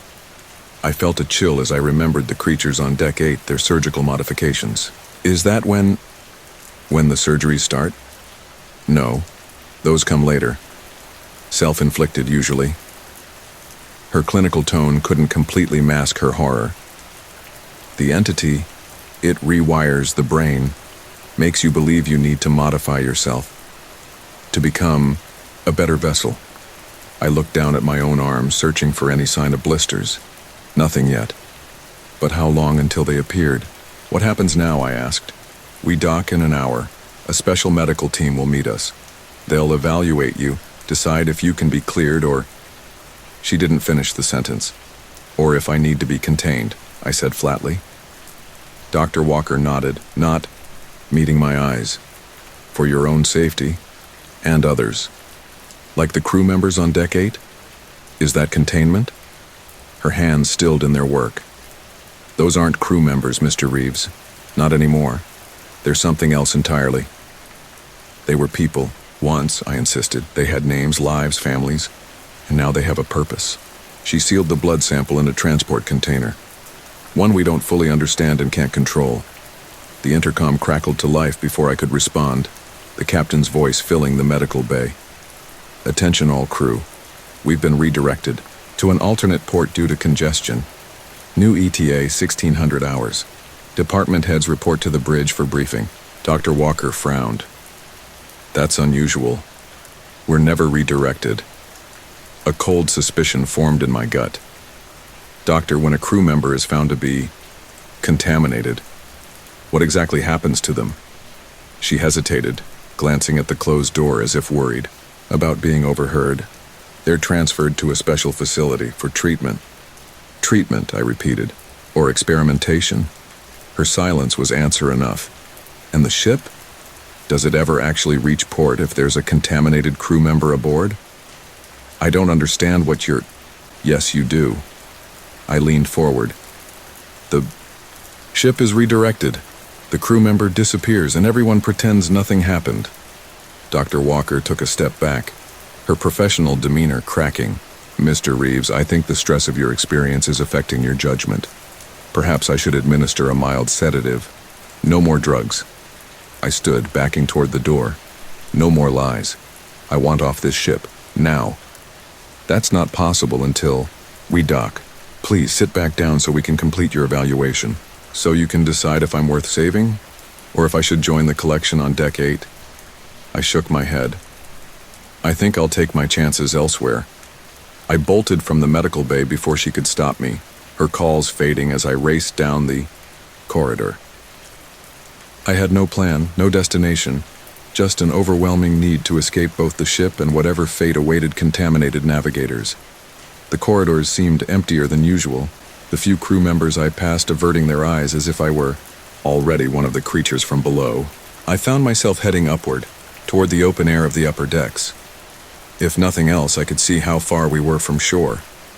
Maybe even spot another ship that might respond to distress signals. As I emerged onto the open deck, the blast of fresh sea air momentarily cleared my head. The horizon stretched unbroken in all directions, nothing but blue water meeting blue sky. No land, no other vessels. We were completely alone. Thinking of swimming for it, I turned to find Ellie leaning against a railing, her expression unreadable. She wasn't dressed for duty, wearing civilian clothes instead of her usual engineering uniform. Where are we really going, Ellie? She sighed, looking out at the endless ocean. Not to port, not yet. They found something in my blood, didn't they? They didn't need to. You've seen Deck 8. That's enough to mark you for containment, at least until they can determine how deep it goes. And you? Are you here to take me to them? I tensed, ready to run, though there was nowhere to go. She laughed bitterly. Me? I'm just another ticking time bomb. Been fighting it for 3 years now.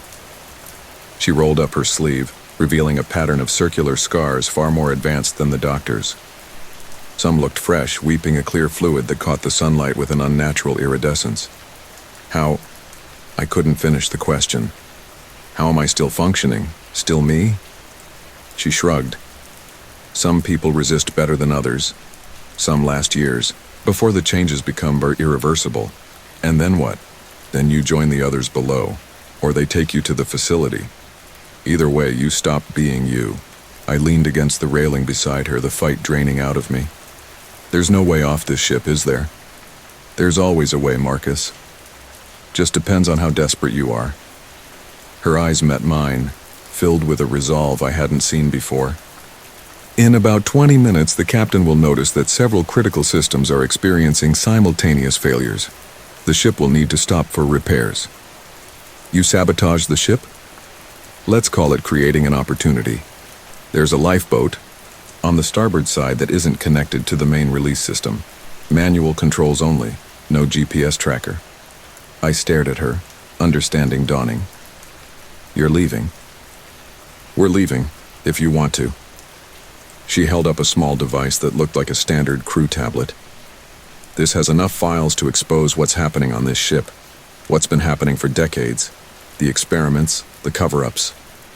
Why now? Why me? Her expression softened. Because you saw what's below and you're still fighting it, that's rare. Most people just give in.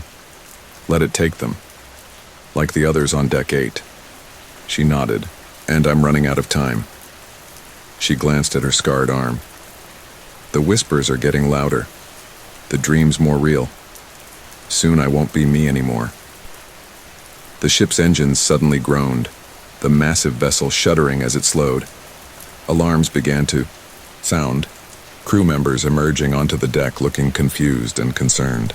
That's our cue, Ellie said, pushing away from the railing. You coming? I hesitated for only a second. Lead the way. We moved quickly through the confusion, Ellie navigating with the confidence of someone who had planned this escape for a long time. The lifeboat she had mentioned was older than the others, partially concealed behind ventilation equipment, easy to miss unless you knew what you were looking for.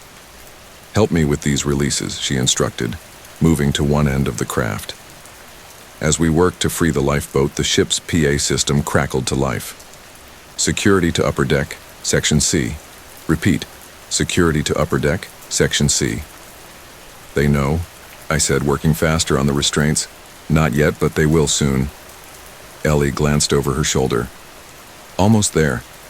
Just one more step away from the lifeboat. Chief Officer Bennett's voice cut through the air, hard and commanding. He stood 10 meters away, flanked by 2 security officers. All 3 held what looked like standard-issue tasers, but something told me they were modified for maximum incapacitation. It's over, Madsen, Bennett continued. We've known about your plans for weeks. Just didn't know when you'd make your move. Ellie's hand stilled on the release mechanism. Then why let me get this far? To see who you'd recruit. Who else might be compromised? His cold gaze shifted to me. No surprises there, the navigator. It always wants the navigators. We're not compromised, I said, stepping forward. We just want off this ship, away from whatever you're hiding. Bennett's laugh was devoid of humor. Hiding? We're not hiding anything, Reeves. We're containing it, studying it, trying to understand what it wants before it's too late. Too late for what? For all of us. He gestured with the taser. Now step away from the boat. Both of you. The medical team is waiting. I glanced at Ellie, saw the defeat in her eyes, the resignation. She'd been so close to escape, to freedom. And now, I'm sorry, I whispered to her. Then louder to Bennett. We're coming. No need for those. I gestured at the tasers. He didn't lower his weapon but nodded for us to approach. We moved slowly, hands visible, the picture of compliance. As we drew within a few meters of the security team, I felt a subtle change in the ship's vibration. The engines had stopped completely. Bennett frowned, touching his earpiece. What do you mean, systems failure? Get it fixed, and in that moment of distraction, Ellie moved with startling speed, tackling the nearest security officer. I followed her lead, driving my shoulder into Bennett's midsection, sending us both sprawling across the deck. The third officer fired his taser, but in the chaos hit his own colleague instead. The man dropped, convulsing, as Ellie kicked the weapon from the officer's hand and delivered a precise strike to his throat that left him gasping for air. Bennett recovered quickly, stronger than his lean frame suggested. His fist connected with my jaw, stars exploding across my vision. I rolled, narrowly avoiding his attempt to pin me down, and scrambled to my feet. "Run!" Ellie shouted, already sprinting back toward the lifeboat. "I'll hold them." But I couldn't leave her, not when she'd risked everything to help me. I grabbed a discarded taser and fired it at Bennett as he lunged for me again. The electrodes hit him square in the chest, his body going rigid before crumpling to the deck. I turned to help Ellie with the remaining officer, only to find her standing over his unconscious form, breathing hard but otherwise unharmed. "Engineering teaches you a few things about fighting dirty," she explained, seeing my surprised expression.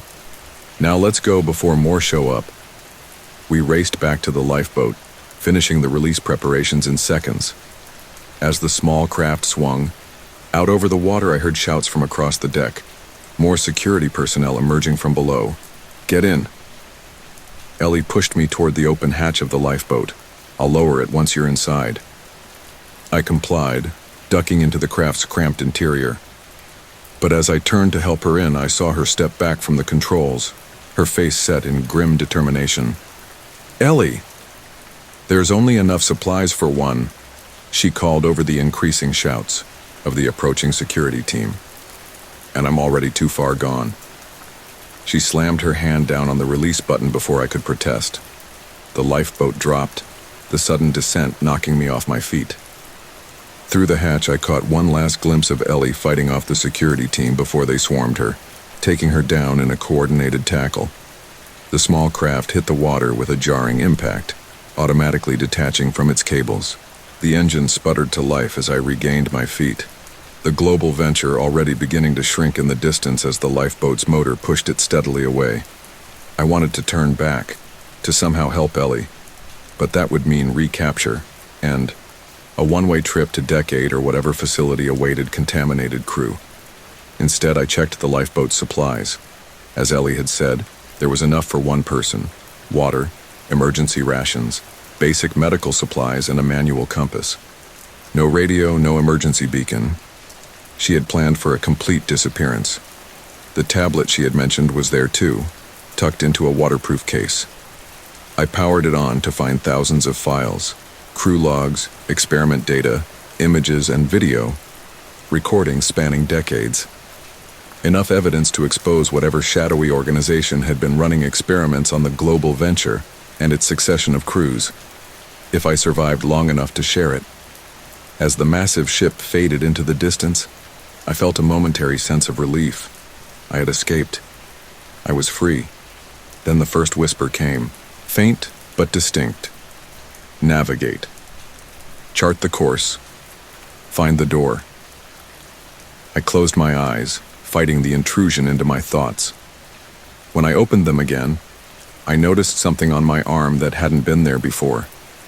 A small, blister-like growth, perfectly circular. The infection had begun. The question was, how long did I have before I became like those things on Deck 8? Before I started hearing the chorus instead of just whispers? 3 days passed in the lifeboat, each marked by increasing symptoms. The blister on my arm burst, healed, then returned larger than before. New ones formed on my chest and back. The whispers grew louder, more insistent, keeping me from true sleep. I rationed the supplies carefully, trying to maintain my strength, while searching the endless horizon for any sign of rescue. The emergency flares remained untouched. I couldn't risk being found by whoever controlled the global venture. Better to take my chances with the open ocean. On the 4th day, I spotted it a small fishing boat, perhaps 2 kilometers distant. I hesitated, then fired a flare. If it was a civilian vessel, it represented my best chance at survival and exposing the truth. If it was somehow connected to the people behind the global venture, well, at least Deck 8 would be quick, compared to dying of thirst in the middle of the ocean. The fishing boat changed course, heading in my direction. As it drew closer, I could make out 2 figures on deck, ordinary fishermen from all appearances. No uniforms, no military bearing. Just 2 men surprised to find a lifeboat in these waters. They pulled alongside, calling out in a language I didn't understand. But their concern was universal. The tone, the gestures inviting me aboard, offers of water and food. I climbed onto their vessel with shaking limbs, the days of exposure and minimal rations having taken their toll. One of the men, older with a weathered face lined by decades at sea, wrapped a blanket around my shoulders while the other pressed a bottle of water into my hands. I drank gratefully, trying to convey my thanks through gestures since we lacked a common language. The younger fisherman pointed to the east, making a motion like buildings rising from his palm. Land not far off. Salvation. As they secured my lifeboat to their vessel and prepared to continue toward shore, I felt a moment of genuine hope. Perhaps I could outrun this thing, get medical help, use Ellie's evidence to expose what was happening and find a cure before the changes became irreversible. Then I saw it, on the younger fisherman's arm, partially concealed by his rolled sleeve. A small, perfectly circular scar, identical to those I'd seen on the Global Ventures crew. His eyes met mine, recognition flowing between us. Not of each other as individuals, but of what we both carried, what was changing us from within. He smiled sadly and tapped his head. The whispers. You hear them too? I nodded, cold dread replacing my brief hope. It wasn't contained to the ship. It was already spreading, finding new hosts, new vessels. How many were there? How far had it reached? The older fisherman noticed our exchange, his own sleeve rising to reveal similar scars, more advanced, the pattern covering most of his visible arm. He spoke softly to his companion, who nodded. He says, "You are new," the younger man said, in halting English. "Not much time passed for you." "You speak English," I said, relief at communication mixing with horror at the implications of their condition. "Little. Learn for it." He tapped his head again. "It wants language, knowledge to understand us. What is it? What does it want?" The man struggled to find the words. "It is old, from before. Wants to return. Needs navigators." The same word the creatures on Deck 8 had used. Why navigators? To find path between worlds. He gestured at the endless ocean around us.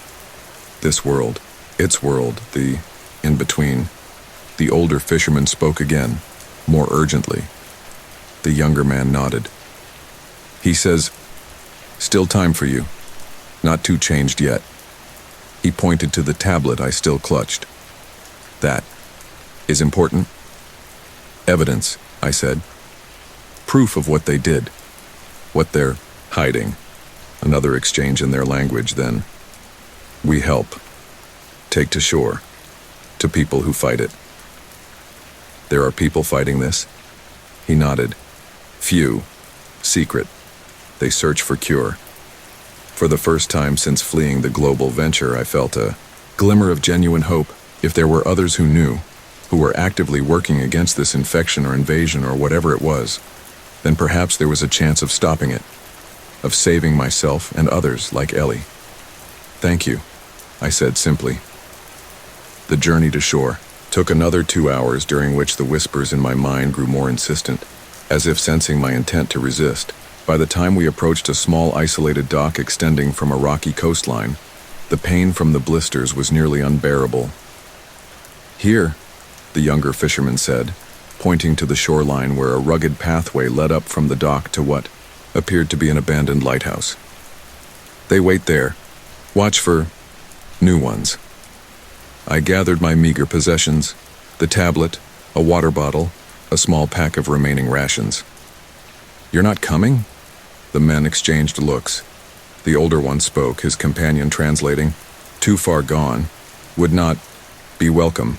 They help new cases only. Early stage." I understood then. These men were already considered lost causes too, deeply changed to be saved. Like the crew members on Deck 8, their fate was sealed. Yet they continued to help others, to fight in what small ways they could. "I'll tell them about you," I promised. "About your help." The younger man smiled sadly. "No need. We are many, everywhere now, helping when can. He pointed to the dock. Go, before dark. I thanked them one final time and climbed down from their vessel onto the weathered wooden dock. As I made my way up the path toward the lighthouse, I looked back to see their boat already pulling away, returning to the vastness of the ocean. The lighthouse appeared abandoned at first glance, paint peeling from its circular tower, windows clouded with salt and grime. But as I approached, I noticed subtle signs of habitation: a recently cleared path, a satellite dish cleverly disguised among rocky outcroppings, fresh hinges on the main door. Before I could knock, the door swung open. A woman stood in the entrance, her sharp eyes taking in my disheveled appearance, lingering on the visible blisters on my arms. Another navigator, she said. Not a question.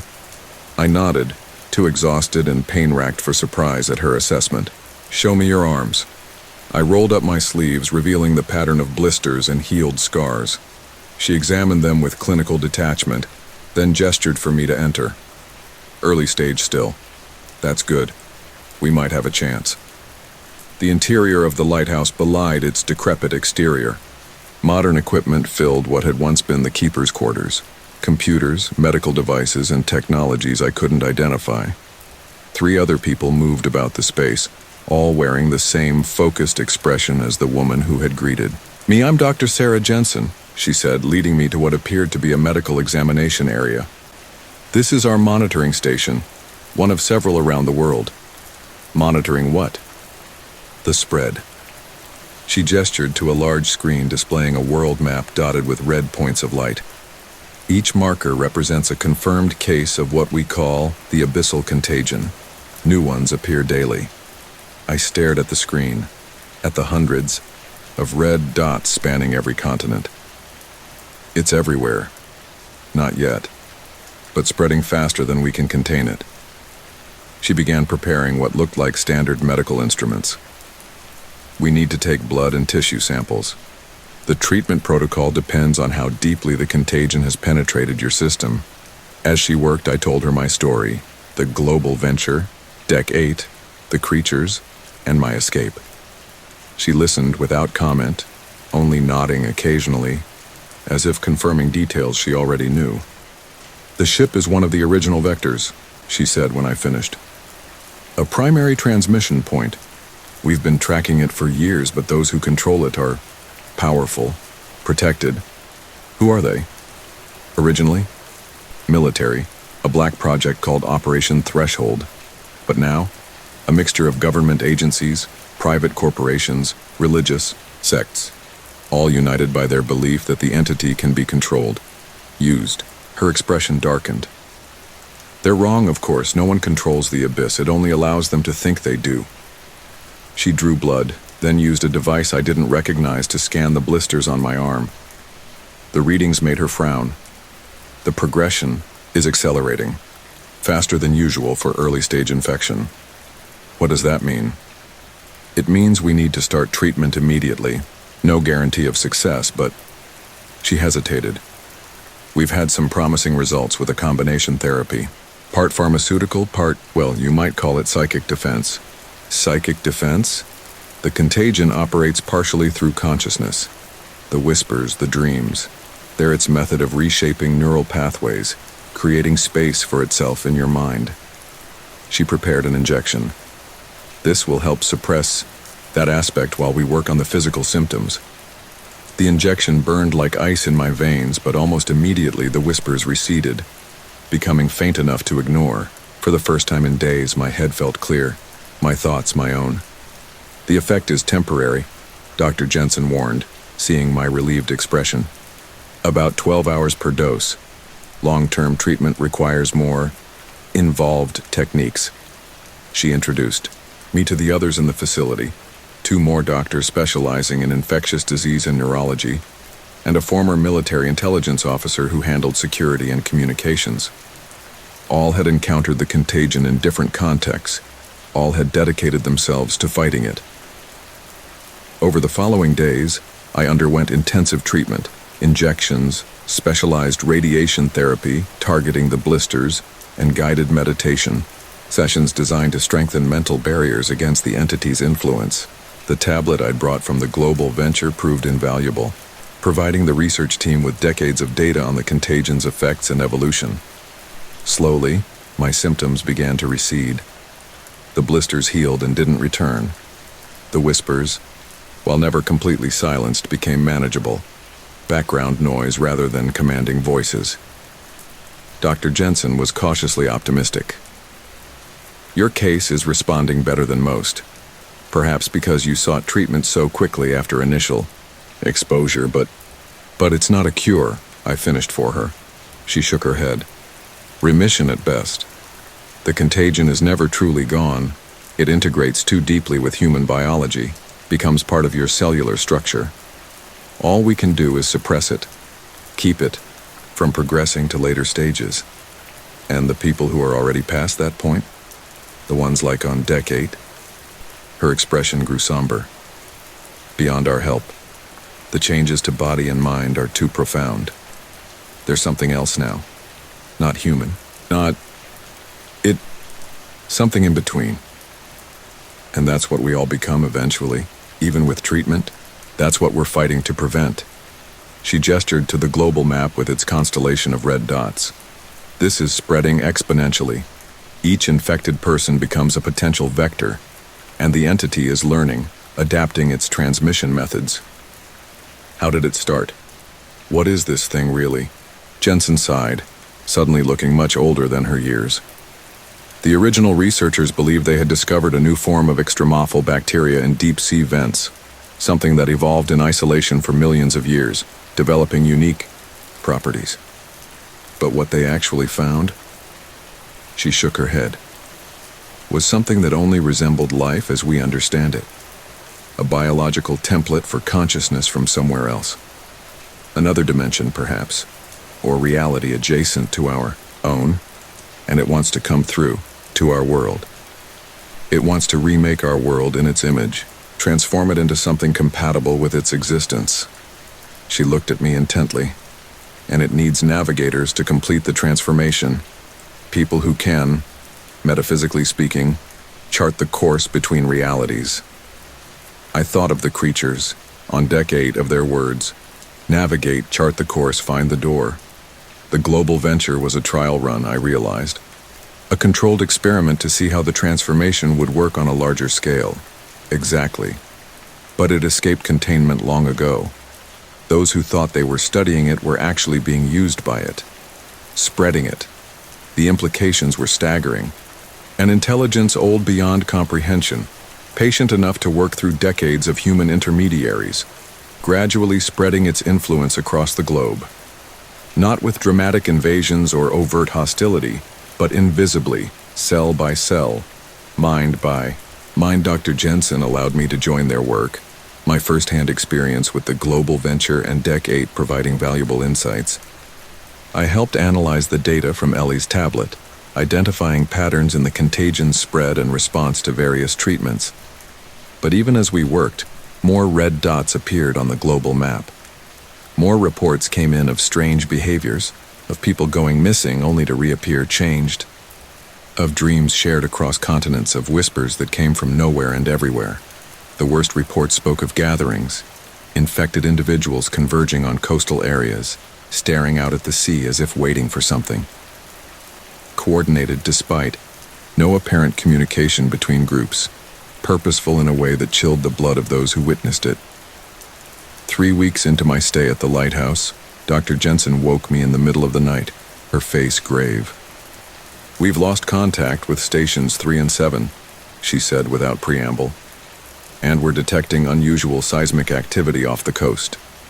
I followed her to the monitoring room, where the others were already gathered around screens displaying seismograph readings and satellite imagery.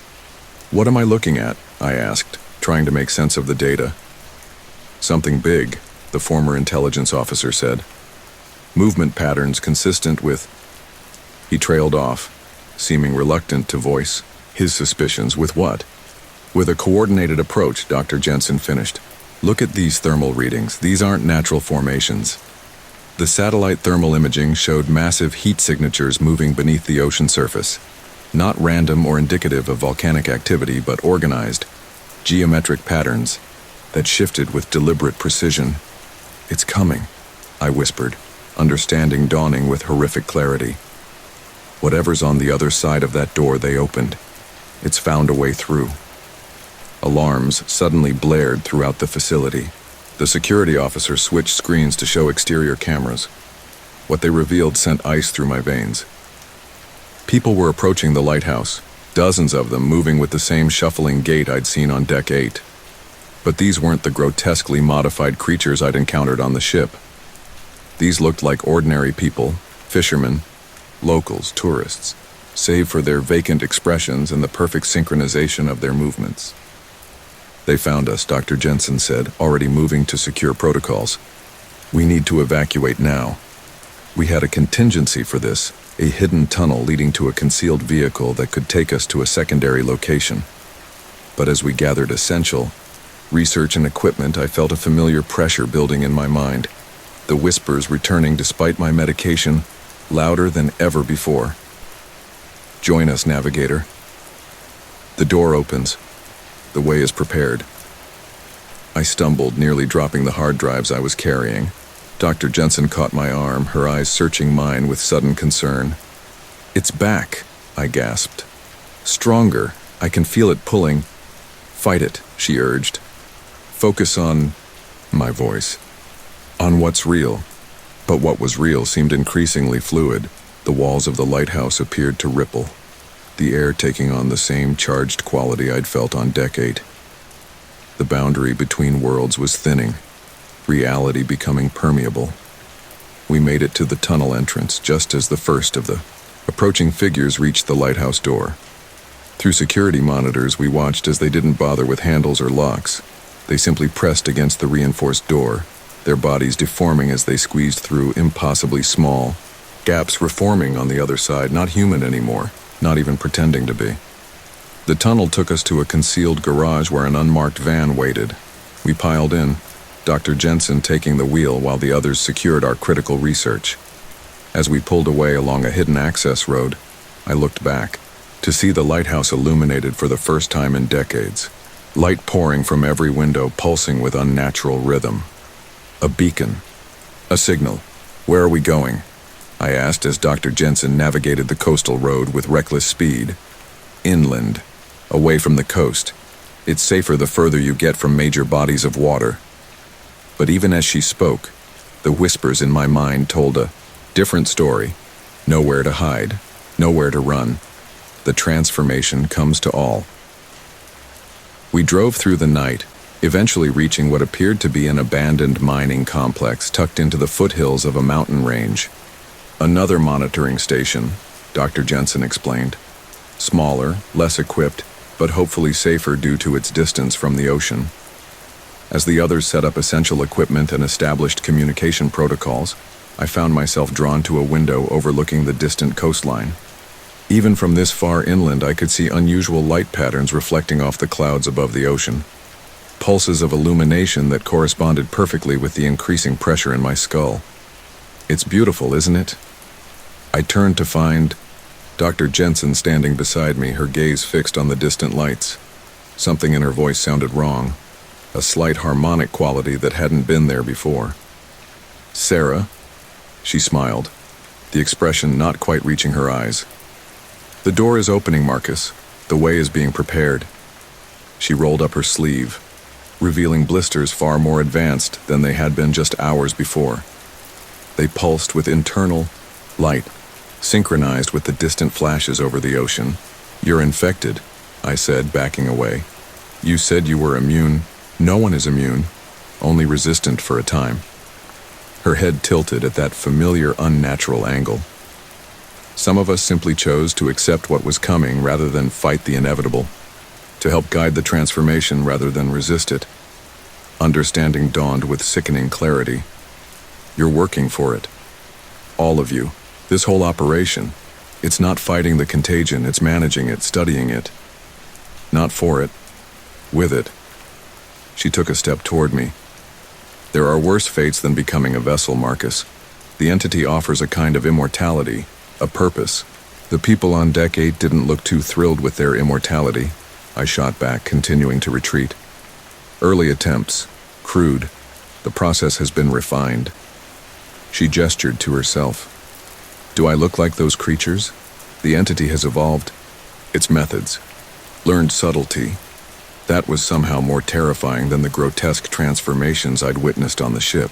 If the contagion could spread without visible signs, if those infected could pass as normal until the very late stages, I lunged for the door but found my path blocked by the other researchers from the lighthouse, all wearing the same serene expression as Dr. Jensen, all moving with that subtle wrongness I'd come to recognize. Don't make this difficult, she said softly. You're special, Marcus. A true navigator. The entity has plans for you. What entity? I demanded, playing for time as I searched for an escape route.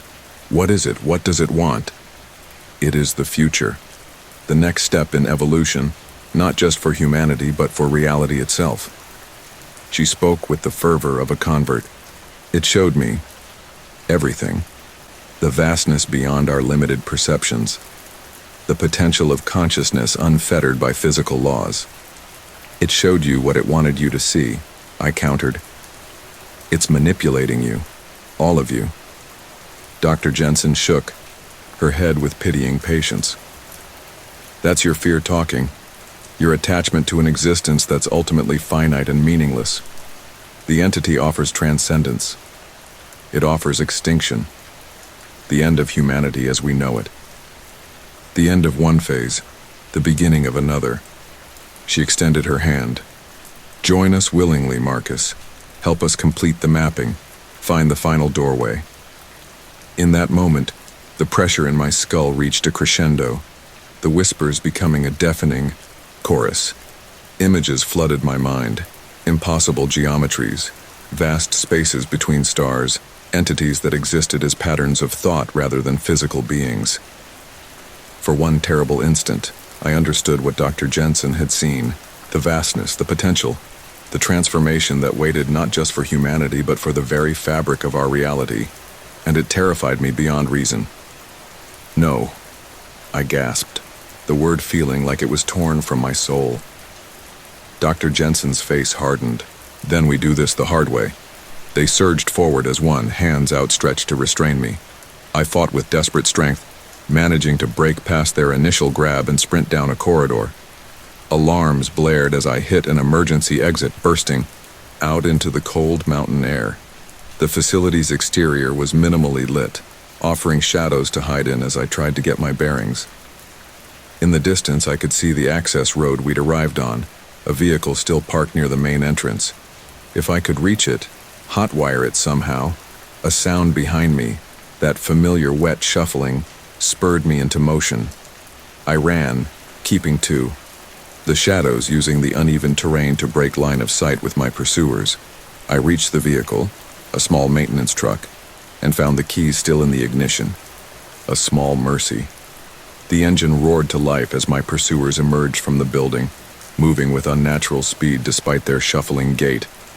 Dr. Jensen was at their lead, her face transformed in the vehicle's headlights, no longer fully human, something moving beneath her skin, reshaping her features even as she maintained that same serene smile. I floored the accelerator, the truck lurching forward down the access road, away from the facility and the horror it contained. In the rearview mirror, I watched them standing, in a perfect line, making no attempt to follow. They didn't need to. The whispers in my head told me they knew exactly where I was going, where I had to go. I drove through the night, stopping only when the truck ran low on fuel. Even then, I abandoned it and continued on foot, hiking through wilderness areas to avoid populated regions where the infected might be watching. The whispers never fully disappeared, but they receded to a manageable murmur when I distanced myself from the coast and major water sources. My only goal was to get the evidence out, the data I'd taken from both Ellie's tablet and Dr. Jensen's facility. Someone had to know what was happening, what was coming. Someone uninfected with the resources to fight it. Finding such a person proved nearly impossible. Every authority figure I approached showed subtle signs of infection, the slight head tilt, the too perfect smile, the subtle wrongness in their movements. The contagion had spread further than I'd imagined, infiltrating key positions in government, military, and scientific communities. I was reported as a dangerous, delusional fugitive. My face appeared on news reports described as a mentally unstable terrorist targeting research facilities. Dr. Jensen herself gave interviews describing my paranoid break and the danger I posed to myself and others. The world was being prepared for something imminent. I went underground, connecting with fragmented resistance groups, real ones, not fronts like Dr. Jensen's operation, small collections of individuals who had encountered the contagion and somehow resisted its complete takeover of their minds. Most were in advanced stages of physical infection but had maintained their sense of self through sheer force of will. We shared information, compared experiences, and tried to piece together the entity's ultimate goal. The pattern became clear. The infected were congregating near coastlines worldwide, seemingly waiting for a signal. Seismic anomalies continued to increase, particularly around deep ocean trenches and underwater geological formations. Whatever was coming, it was rising from the depths. One resistance member, a former oceanographer who had worked at the original drilling site that first discovered the entity, provided crucial insight. They didn't just find a door, she explained, her body racked with advanced stage blisters that she somehow endured. They found a prison, something ancient civilization discovered and deliberately sealed away, and now it's almost free. The evidence suggested a timeline, correlating infection rates, seismic events, and astronomical alignments that were eerily similar to ancient prophecies from multiple unconnected cultures. All pointed to the same conclusion. Whatever breakthrough the entity was planning would happen soon.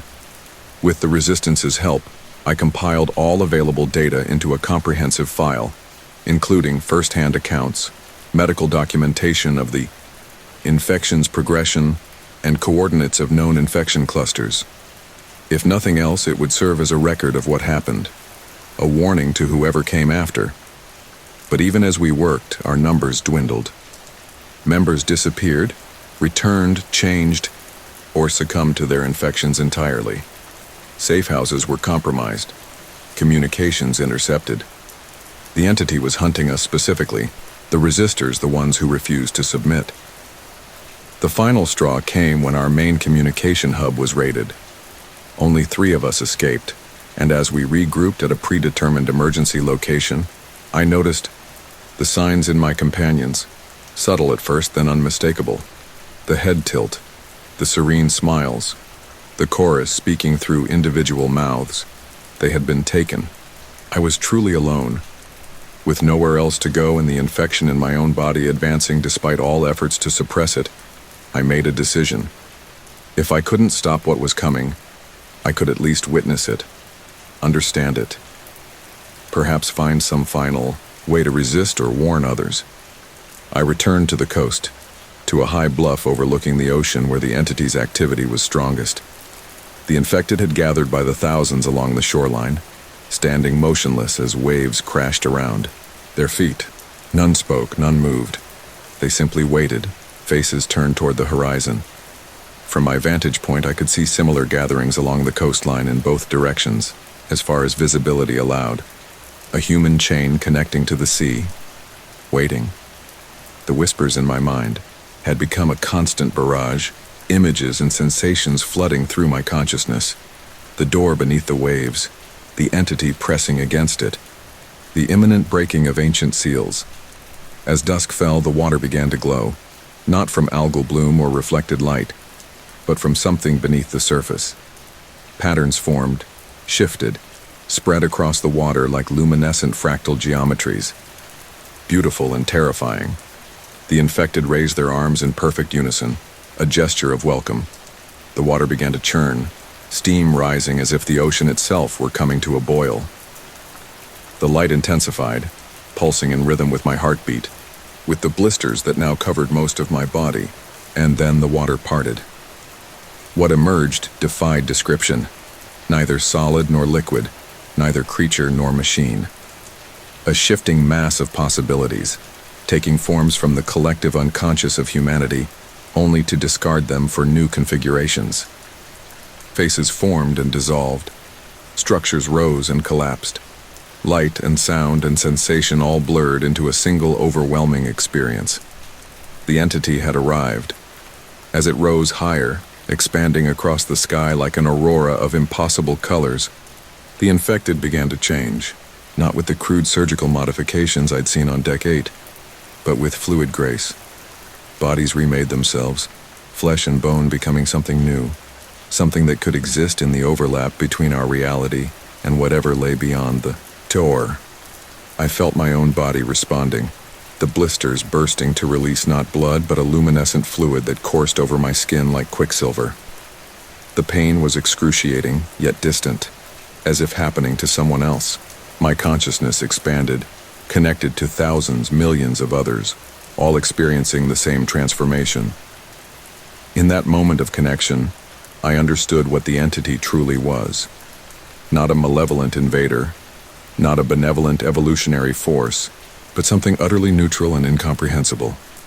A fundamental aspect of reality that had been separated from our dimension eons ago, now returning to reintegrate. To make whole what had been sundered, the reunification would remake everything. Matter, energy, consciousness itself. Nothing would remain as it was. Nothing could. With the last remnants of my individual will, I activated the recording device. I had brought capturing what no human eyes would ever see in the same way again. The emergence, the transformation, the end of one reality and the birth of another.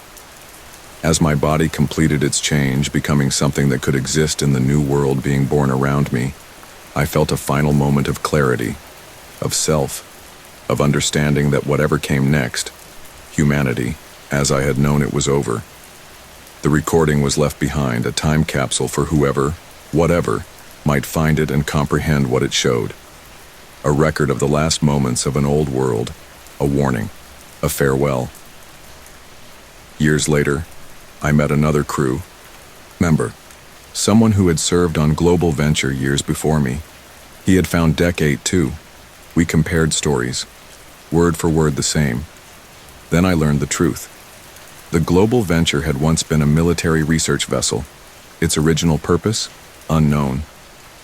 Officially, certain decks were removed during its conversion into a commercial ship, but Deck 8 was still there, waiting, and people were still finding it. Some never came back. Others returned, changed. I still have nightmares about surgical. Hands reaching for me in the dark. And sometimes when I wake up, I find fresh scars on my body. Scars I don't remember getting. I know what they are. Markers of my gradual transformation.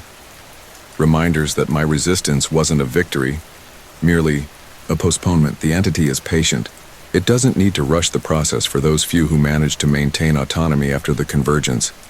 The world continues its slow metamorphosis around me. Most people don't notice the changes, the subtle alterations in physical laws, the blending of realities that manifest in what they dismiss as optical illusions or natural phenomena. They don't see how the boundaries thin during certain astronomical alignments, or how the very structure of matter shifts imperceptibly in ways that would horrify previous generations of physicists. They don't hear the whispers that permeate everything now. But I do. I see. I hear. Because I was there when it began.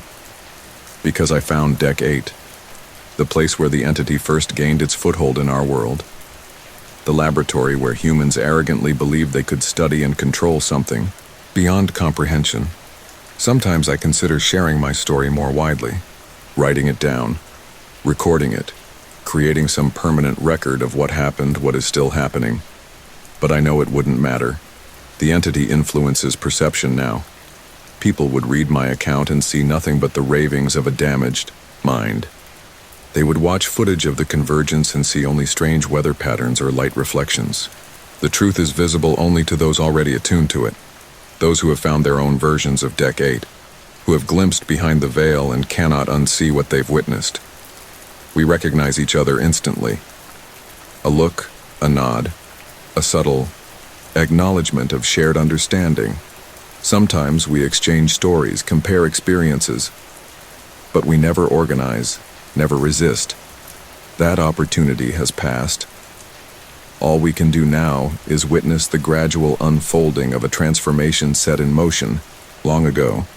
I often think of Ellie, wonder what became of her after her capture aboard the global venture. Was she fully converted? Does some remnant of her original consciousness still exist somewhere in the collective entity? Or was she one of the lucky ones who didn't survive to see what the world has become? Tonight, as I write these words, more for my own organizing of thoughts than for any future reader, I feel the familiar sensations beginning again. The pressure behind my eyes, the whispers growing louder, the blisters forming along my arms. Another cycle of transformation approaches. They come more frequently now, each leaving me slightly less human, slightly more attuned to the new reality establishing itself. Soon, I know, there will be a final change. A point beyond which whatever remains of Marcus Reeves will no longer resist, no longer maintain separation from the whole.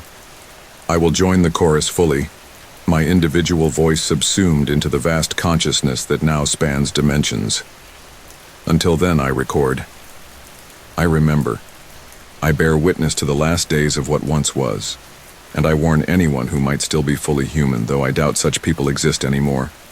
If you find a place that shouldn't be, a decade on your own journey, do not enter. Do not investigate. Run. Hide. Though in truth there is nowhere left to hide, nowhere the entity's influence hasn't reached. The transformation is inevitable. The only choice remaining is how we meet it, with resistance or acceptance, with fear or curiosity. I have chosen resistance to the end, clinging to my humanity like a drowning man to driftwood, knowing it will eventually be torn from my grasp, but unwilling to release it voluntarily. Others have chosen differently, found peace in surrender. Perhaps they are the wise ones. As for me, I will continue to wake with new scars, continue to fight the whispers, continue to pretend I am still the man who first set foot on the global venture, and not something else, wearing his memories like an increasingly ill-fitting suit, until I can't anymore. Echoes from the void. The first time I heard my own voice echo back to me from the void, I dismissed it as a technical glitch. Nothing more. Communication officer on the Trans-Pacific runner meant long shifts in a cramped room filled with humming. Equipment. The job description was straightforward. Monitor radio signals, relay messages, maintain the communication system. Simple ship, simple work, or so I thought when I signed the contract. Ryan Weber, communication specialist. That's what my badge said. What it didn't say was that I'd soon be questioning my own sanity. The Trans-Pacific runner was hardly a luxury vessel. A cargo ship retrofitted for deep space hauling. It had the charm of an old industrial warehouse and about as many amenities. Metal corridors stretched in utilitarian patterns, footsteps echoing hollowly against bulkheads that had seen better days. The lighting flickered occasionally, not enough to report as a malfunction, just enough to give you a headache after a 12-hour shift. My workspace was a glorified closet, a narrow room with banks of communication equipment, 3 monitors, and a chair that had lost its cushioning years before I arrived. The only personal touch was a small hologram of Earth that Captain Harlow had allowed me to install. It rotated slowly beside my station, a reminder of what we'd left behind and where we'd eventually return. For the first few days, everything ran according to protocol.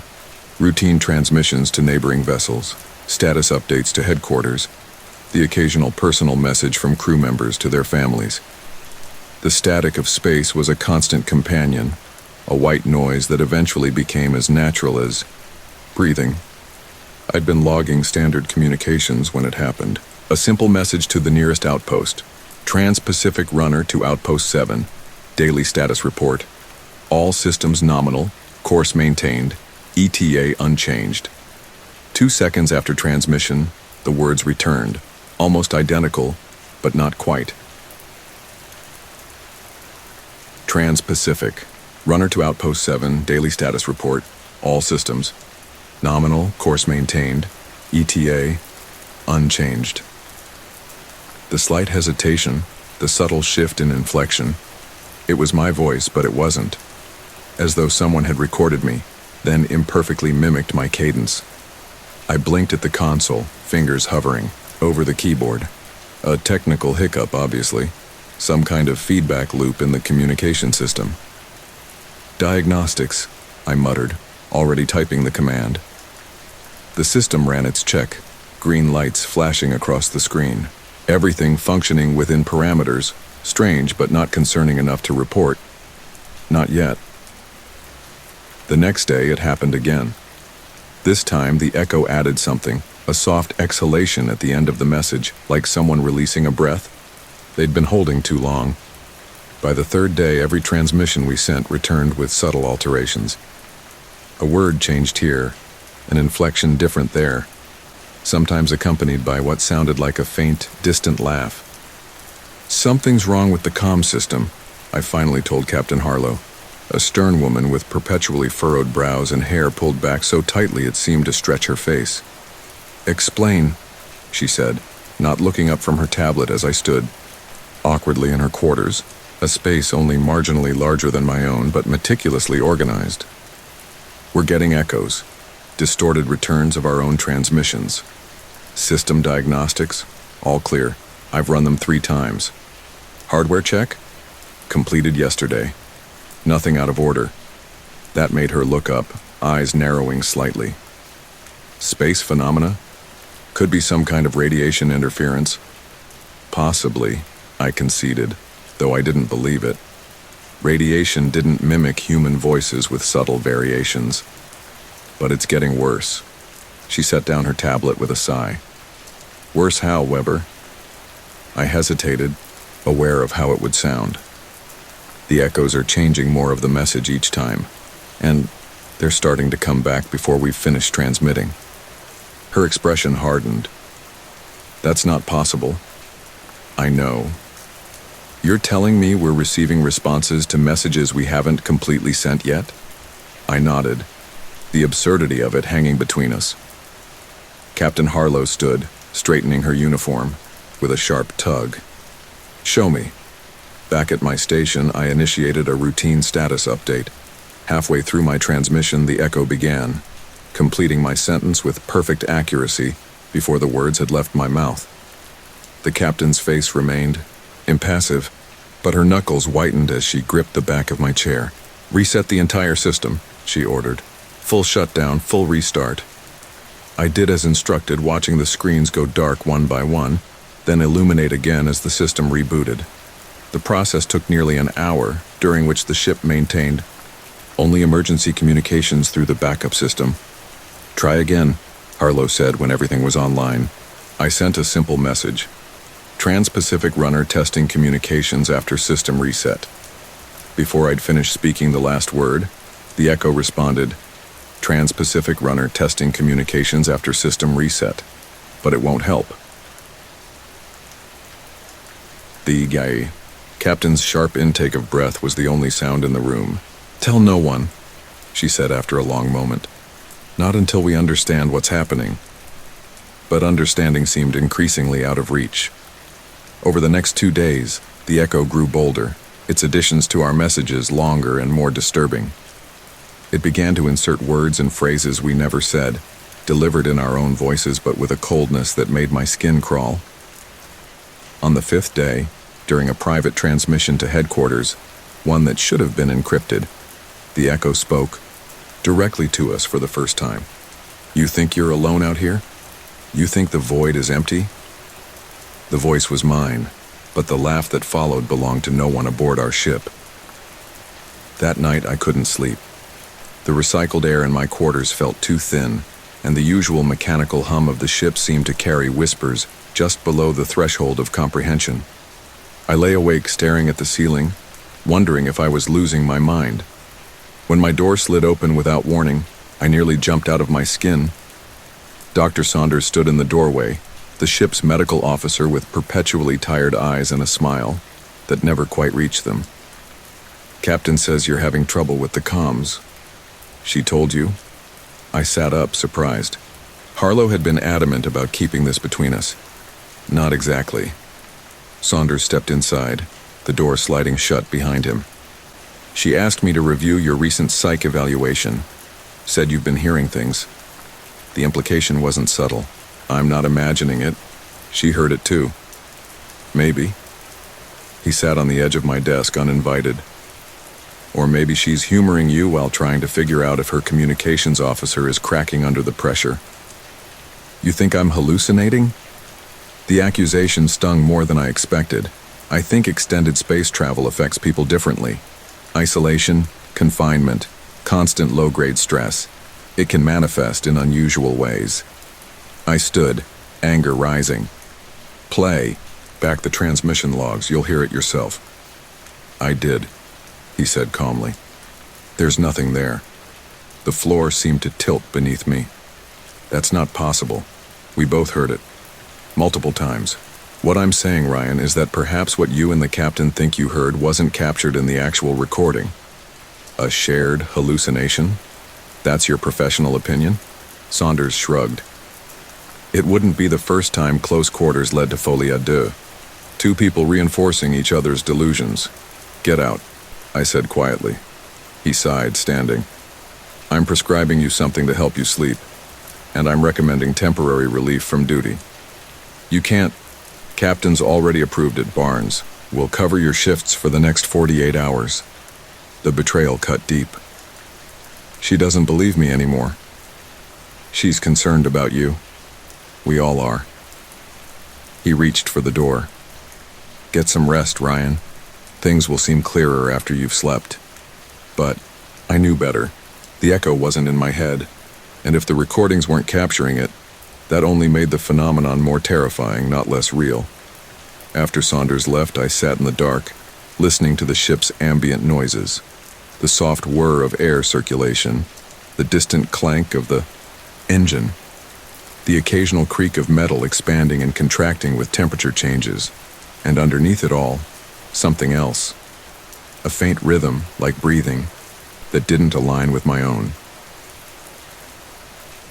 The medication Saunders prescribed didn't help. If anything, it made things worse, trapping me in a twilight state where I couldn't fully sleep or fully wake. Half-formed dreams blurred into reality, and more than once I jerked awake convinced someone was standing in the corner of my quarters watching. By the 8th day since the echoes began, I'd been officially relieved of duty. Barnes, a junior officer with more enthusiasm than experience, had taken over my station. Captain Harlow avoided eye contact when we passed in the corridors, and the rest of the crew gave me a wide berth, word having spread that Weber was losing it.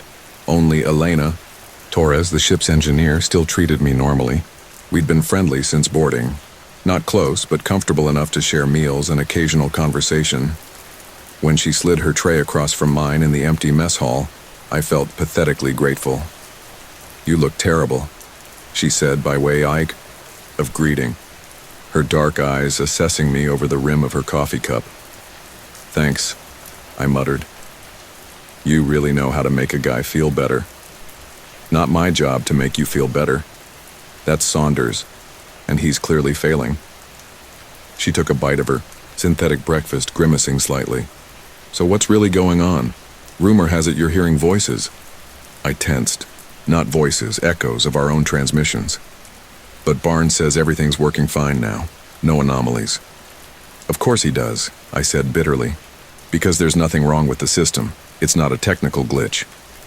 Elena studied me for a long moment. Okay, if it's not a glitch, what is it? I hesitated, aware of how it would sound. I think something is communicating with us, through our own technology, using our own voices. To her credit, she didn't laugh, or immediately dismiss me. Something like what? I don't know. The admission felt like failure. At first I thought maybe another ship, playing some sick joke. But the way it anticipates our transmissions, the things it says, it's like it's outside normal time. Time anomalies aren't unheard of in deep space, she said thoughtfully. Theoretical. Physics suggests. This isn't theoretical, I interrupted. On the 9th day of these incidents, the echo claimed to be me, from 14 days in our future. Elena's eyebrows shot up. That's specific. And it warned us, said we were all going to die. Die how? Fire in the cargo hold, wiring fault that would spread to the fuel tanks. I leaned forward, lowering my voice even though no one else was around. Elena, the captain ordered an inspection based on that warning. They found exactly what the echo described, faulty wiring that could have caused a catastrophic fire. She set down her fork slowly. And they fixed it? I nodded. Replaced the entire section. So, problem solved? The future was changed? That's what we thought. The echoes stopped for about 12 hours after the repair. I swallowed hard. Then I received a private transmission, just for me. What did it say? You didn't stop the fire, you only changed the time. Elena's expression sobered. And then, it started describing how each crew member would die, in detail. That's why they took you off duty, she said quietly. You told them this, wouldn't you? If something told you your colleagues were in danger? She didn't answer directly. Has anyone died the way your echo predicted? Not yet, I admitted. But it's only been a few days since that transmission.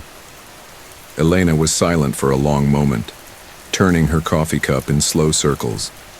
Finally, she looked up. Show me the recordings. There aren't any. That's part of the problem. The system doesn't capture the echoes. Then let me sit with you during your next shift. If it happens again, I want to hear it myself. I shook my head. I don't have shifts anymore, remember? Relieved of duty. A slow smile spread across her face. Leave that to me. 3 hours later, we were both crammed into my former workspace, Barnes having been reassigned to an urgent maintenance task that Elena had somehow fabricated.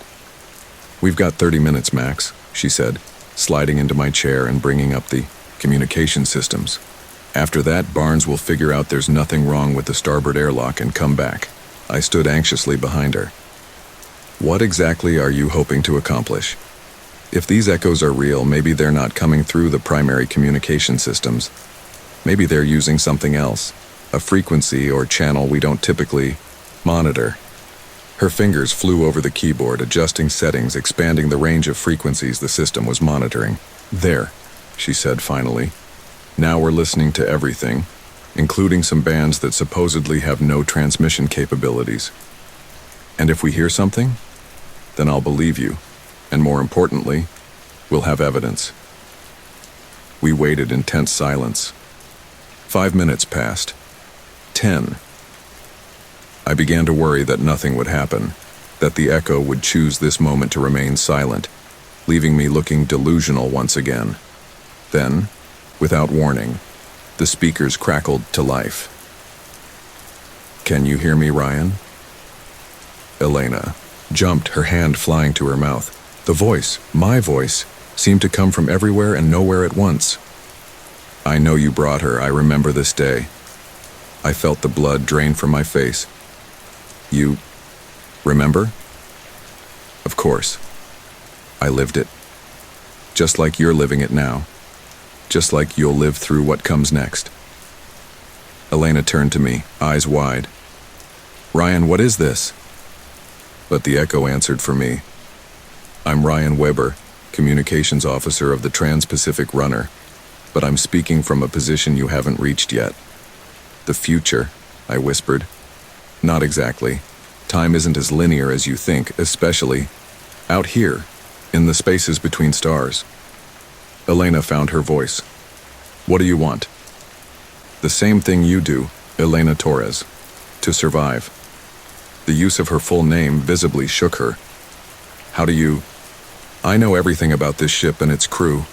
I've lived through these moments countless times. A chill ran down my spine.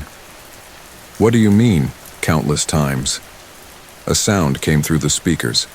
A laugh that started as my own but shifted, becoming something inhuman. A static-filled approximation of amusement. You think time moves in one direction? Forward, always forward? Out here, that's not true.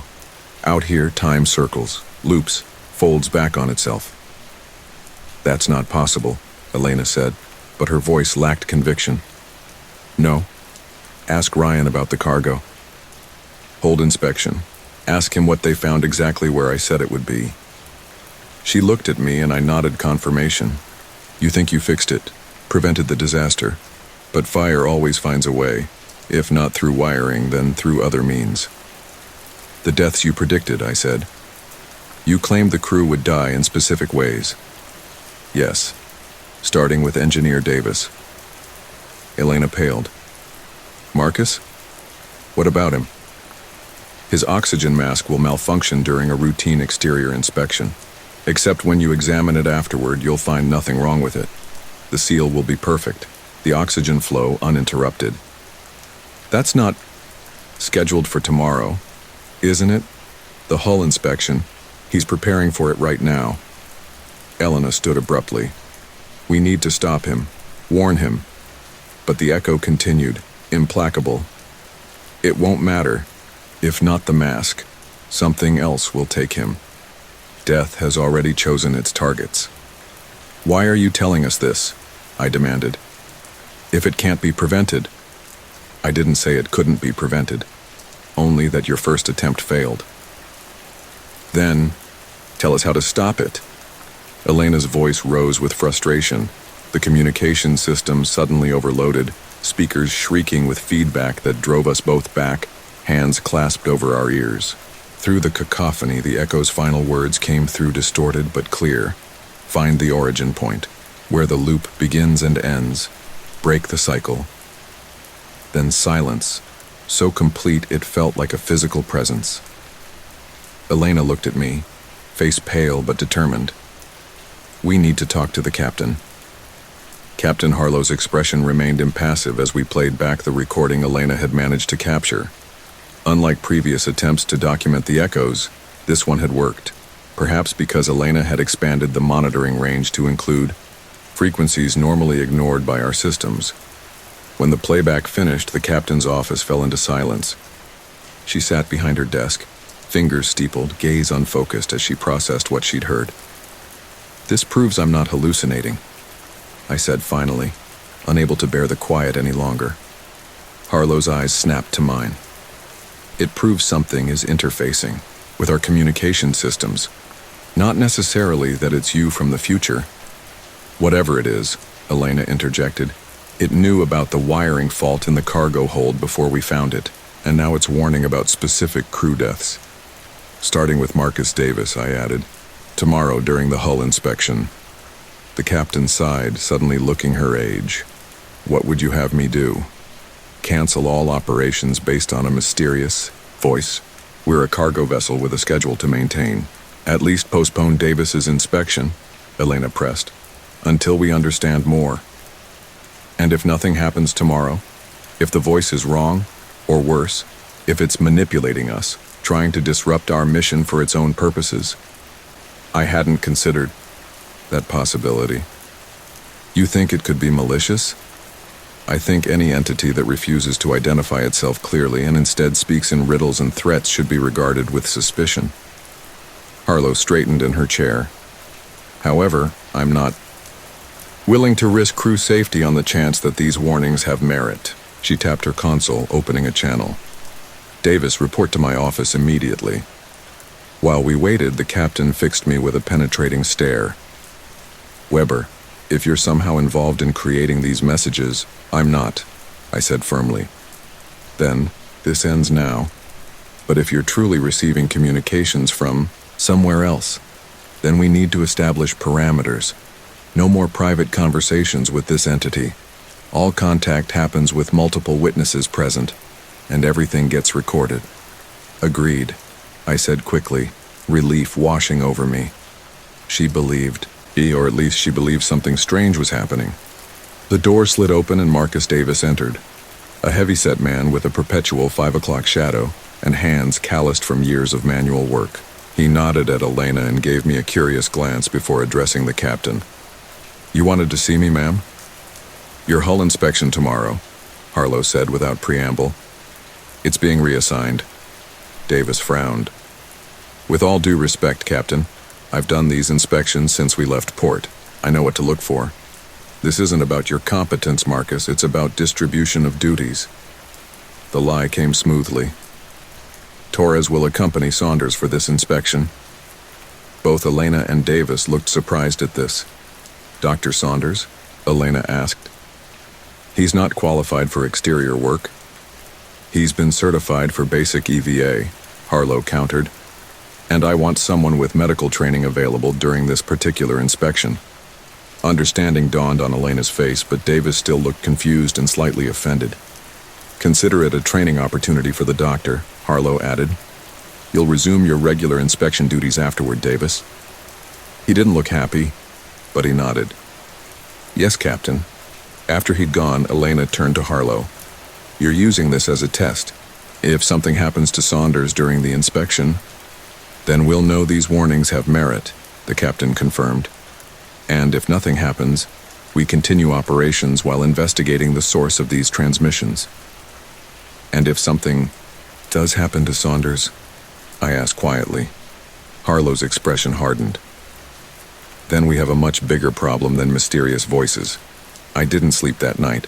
The thought of deliberately putting Saunders in potential danger, even after how dismissive he'd been of my concerns, sat uneasily in my stomach. But there seemed no other way to verify the Echo's predictions without risking someone. Morning arrived, with the ship's artificial lighting gradually increasing to simulate dawn. I found Elena in the equipment room, meticulously checking her EVA suit and Saunders as well. You look terrible, she observed, not pausing in her inspection. Didn't sleep, I admitted. Worried about the inspection? Worried what it might prove. I leaned against the wall watching her work. If nothing happens, we're back to square one. If something does happen, then we know the Echo is telling the truth, which means we're all in danger. She sealed a glove connection with perhaps more force than necessary. No good options. Have you told Saunders why he's really doing this inspection? Elena shook her head. Captain's orders. He thinks it's a routine training exercise. Said he's been wanting to get more EVA experience anyway. As if summoned by our discussion, Saunders walked in, looking surprisingly enthusiastic for a man potentially walking into danger. Morning, Torres. Weber. He nodded to each of us. Ready for our adventure outside? Elena forced a smile. Just finishing the equipment check. Your suit is there. As Saunders began his pre-EVA preparations, I pulled Elena aside. I should be monitoring communications during your spacewalk, I said quietly. You're still relieved of duty, remember? Technically. But I'm the most experienced communications officer on board. If something starts to go wrong out there... She studied me for a moment, then nodded. Talk to the captain. But Ryan... Her voice dropped even lower. If the Echo contacts you, during our EVA, be careful what you relay to us. We don't need Saunders panicking out there. The inspection was scheduled for 0900 hours. By 0845, I had convinced Captain Harlow to let me monitor communications from the secondary control room, where I could hear everything but only transmit if absolutely necessary. Barnes would handle primary communications from the main bridge. At precisely 0900, the airlock cycled open, and Elena and Saunders drifted out into the void. From my monitor, I could see their helmet cameras' feeds. Elena's movements confident and efficient, Saunders more hesitant but determined. Communications check, Elena's voice came through clearly. How do you read us, runner? Loud and clear, Barnes responded from the bridge. Telemetry data looking good. Proceed with inspection pattern alpha. I watched tensely as they maneuvered along the ship's hull, using handholds and occasionally their suit thrusters to move from one inspection point to the next. Elena methodically checked each section, explaining the process to Saunders, who followed her lead with reasonable competence. 30 minutes into the inspection, nothing unusual had occurred. I began to wonder if the Echo had been wrong, or worse, deliberately misleading us. Then, as they reached the port thruster assembly, Saunders' breathing suddenly accelerated. Torres, he called, voice tight. I'm getting an oxygen flow warning. My heart rate spiked. This was it. Exactly what the Echo had predicted for Davis, now happening to Saunders instead. Elena's response was immediate and calm. "Stay still. Don't exert yourself. I'm coming to you." I watched through her helmet cam as she propelled herself toward Saunders, who was now checking his wrist controls with increasingly frantic movements. "The indicator says flow is dropping," he reported, panic edging into his voice. "But I can't feel any change in—" "Your vitals are steady," Barnes cut in from the bridge. "No signs of oxygen deprivation. Could be a sensor malfunction." Elena reached Saunders, expertly stabilizing herself against the hull beside him. "Let me check your equipment." As she inspected his suit, something caught my attention. A faint static on the communication channel, barely perceptible beneath. Their voices. I adjusted my controls, isolating the frequency. There it was, a whisper that raised the hair on my arms. "It's not the mask. It's never been the mask." "Torres," I broke protocol, transmitting directly to her private channel. "Get away from the hull, now!" "What?" Her confusion was clear. "Weber, we're in the middle of—" "The echo is here. It says it's not the mask. Get away from the hull." To her credit, Elena didn't question further. "Saunders, push off. Now." Both of them activated their thrusters, propelling themselves away from the ship's surface. Not a moment too soon. As they cleared the area, a section of the hull where they'd been working suddenly buckled outward, as if struck by tremendous force from within. "What the hell?" Barnes' voice cut through the comms. "We've got a hull breach in Section 14. Emergency protocols initiated." Alarms blared throughout the ship. I watched, horrified, as the damaged section began to tear further, a jagged wound opening in the runner's side. "Get back to the airlock." Captain Harlow's voice overrode all channels. "All interior personnel. Emergency stations. Prepare for decompression procedures." Elena and Saunders didn't need to be told twice. They redirected their thrusters, racing toward the nearest airlock as the breach widened behind them. Through my headset, the echo whispered again. "Death finds a way. Always." "Shut up," I hissed back, even as I monitored Elena and Saunders' progress. They were almost to the airlock when Saunders' suit thrusters sputtered. "I'm losing propulsion," he reported, voice remarkably steady given the circumstances. Without hesitation, Elena grabbed his tether, using her own thrusters to pull them both toward safety. They tumbled into the airlock just as emergency bulkheads sealed throughout the ship containing the breach.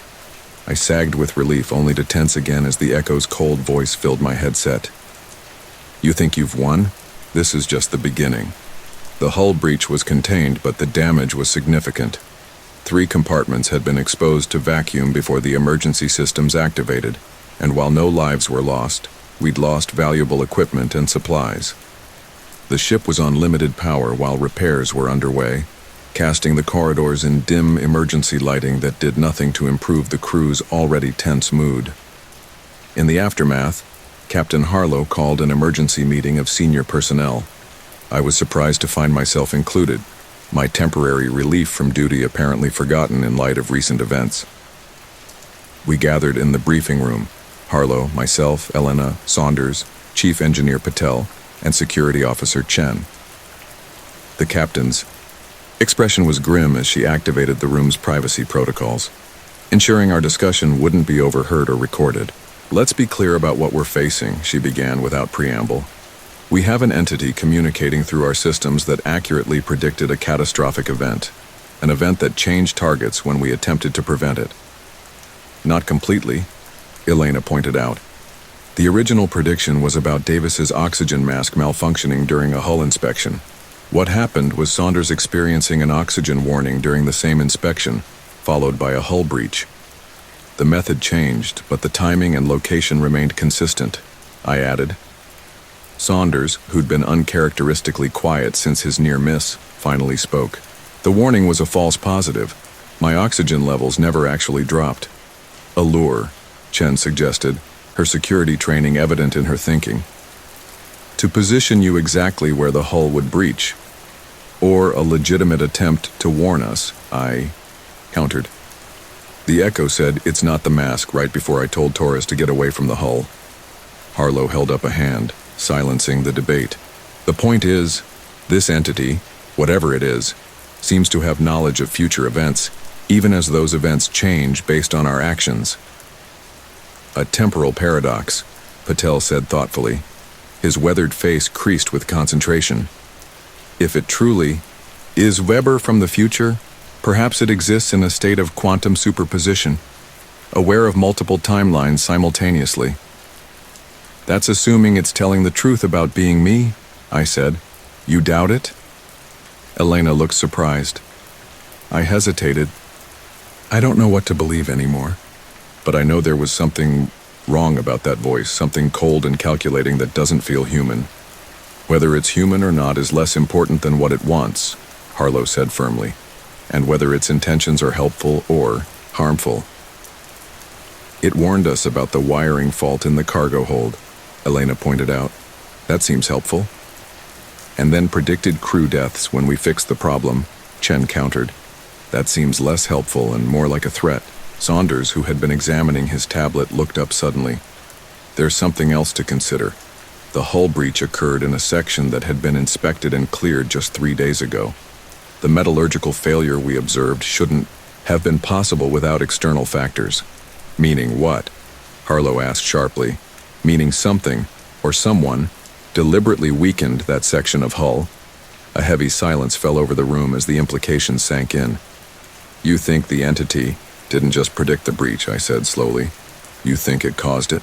"I think we need to consider the possibility that whatever we're communicating with has the ability to influence physical systems on this ship," Saunders replied, "which makes it considerably more dangerous than a mere prophet." "If that's true," Elena said, "then we need to understand how it's accessing our systems, find the point of infiltration and cut it off." Patel nodded in agreement. "I can run a complete diagnostic on all ship systems. Look for anomalous code, unexpected power draws, anything out of the ordinary." "Do it," Harlow ordered. "Torres, assist him. I want every inch of this ship's systems scrutinized." She turned to Chen. "Double security protocols. No one accesses critical systems without authorization and supervision." "And me?" I asked. The captain studied me for a moment. "You're our link to this entity, whether we like it or not. I want you back at communications, monitoring all frequencies. If it makes contact again, try to get answers. Who it is, what it wants, how we can end this situation. And if it makes threats, do not engage or provoke it," she said firmly. "Record everything and report immediately." As the meeting disbanded, Elena caught up with me in the corridor. "You don't think it's really you, do you?" she asked quietly. The voice. I slowed my pace, making sure we weren't overheard. "Would you? If you heard your own voice saying these things, making these predictions?" "I don't know," she admitted, "but it knew details it shouldn't have known. The wiring fault, the inspection. There could be other explanations. Maybe it's accessing our ship's systems, reading our schedules, our maintenance reports." Elena frowned. "That's almost more disturbing than the time travel theory." We reached the junction where our paths would diverge. She to engineering, me to communications. "Ryan," she said, hesitating, "be careful. If this thing can cause hull breaches, there's no telling what else it might do." The warning stayed with me as I returned to my old station, now feeling more like a prison than a workspace. The familiar equipment seemed suddenly alien, potentially compromised by whatever entity was using our systems to communicate. For hours, I monitored all frequencies, recording everything but hearing nothing unusual. The ship hummed with activity as repair teams worked on the breached sections, and Patel's diagnostic programs ran continuously in the background, searching for anomalies. It was well into the night shift when the static came, that distinctive crackle that now made my stomach clench with dread. "Hello, Ryan." My own voice, distorted and cold. I activated the recording protocols before responding. "Who are you, really?" A sound like laughter, but wrong somehow. Too mechanical. "I told you. I'm you. From a point in your timeline you haven't reached yet." "I don't believe you." That doesn't matter. Belief isn't required for truth to exist. I forced myself to remain calm, remembering Harlow's instructions. What do you want from us? Want? The echo seemed amused. I want what anyone wants. Survival. Then why are you threatening our crew? Predicting deaths? Not threatening. Warning. There's a difference. You caused the hull breach, I accused. That wasn't a warning, that was an attack. The static intensified momentarily, then cleared. I didn't cause it, I hastened it. The structural weakness was already there, a flaw in the metal undetectable by your instruments but growing with every light year you travel. Why would you hasten something that could have killed our crew, to save them from something worse? The voice softened, almost sympathetic. The longer you travel on your current course, the more dangerous your situation becomes. I needed you to understand the severity of what you're facing. And what exactly are we facing? A long pause filled only with soft static. A loop, a trap in time and space that this ship has fallen into countless times before. That's not possible, I insisted, though doubt had begun to gnaw at me. We're on a standard cargo run. Nothing unusual about our mission or our course. That's what you always think at this point in the cycle. The echo sounded almost tired. Every iteration, the same arguments, the same disbelief. And every time the same outcome. Which is what? Total destruction. The ship, the crew, everything. Gone. I swallowed hard. The fire you warned about, the one we prevented, the fire is just one manifestation. If not fire, then hull breach. If not hull breach, then life support failure. If not that, then something else. The outcome remains constant, only the method changes. Why? What's causing this loop, as you call it? You're approaching a spatial anomaly, a region where time doesn't function linearly. It creates a feedback effect, trapping objects in repeating cycles of causality. Despite my skepticism, the explanation aligned with what we'd been experiencing. And your, what? A version of me from a previous cycle? From many cycles. Hundreds, perhaps thousands. I've lost count. The implications were horrifying. You're saying you've watched this ship and crew die countless times, and you're still trapped in this loop? Not exactly trapped, more preserved. A consciousness existing in the moment of destruction, stretched across multiple iterations of the same timeline. If what you're saying is true, I said carefully, then how do we break the loop? Another, pause longer this time, change course immediately, turn back toward Earth. That would mean abandoning our mission. Captain Harlow would never agree without proof. Then you need to give her proof. Irrefutable evidence that continuing on your current course leads to destruction. Such as, the static intensified again, distorting the echo's next words. Tomorrow, at 600 hours, Chief Engineer Patel will discover a critical failure in the primary coolant system. By 0630, 3 more systems will show similar degradation patterns. By 0700, your ship will begin to come apart at the molecular level. My blood ran cold. That's not possible. It's already happening. The anomaly affects matter before you even reach it. Subtle at first, then accelerating rapidly. And turning back would prevent this? It would take you out of the anomaly's influence range, yes. I hesitated, sensing there was something the echo wasn't telling me. If it's that simple, why haven't previous iterations of this ship survived by turning back? The laughter that followed was hollow, haunting. Because, Ryan Weber, in every previous iteration, you've failed to convince them in time. I didn't wait until morning. With the echo's warning recorded, I went directly to Captain Harlow's quarters, bypassing protocol and using my emergency override. A decision that could cost me my position if I was wrong, but that seemed trivial compared to what we were potentially facing. The captain was asleep when her door slid open, but she moved from unconsciousness to full alertness with military precision, sitting up in her bunk with narrowed eyes. Weber, This had better be. We need to change course, I interrupted, transferring the recording to her personal console. Immediately, she listened to the echo's warning without comment, her expression growing more severe with each passing moment. When it finished, she was silent for a long beat, then, "Get Patel. Now."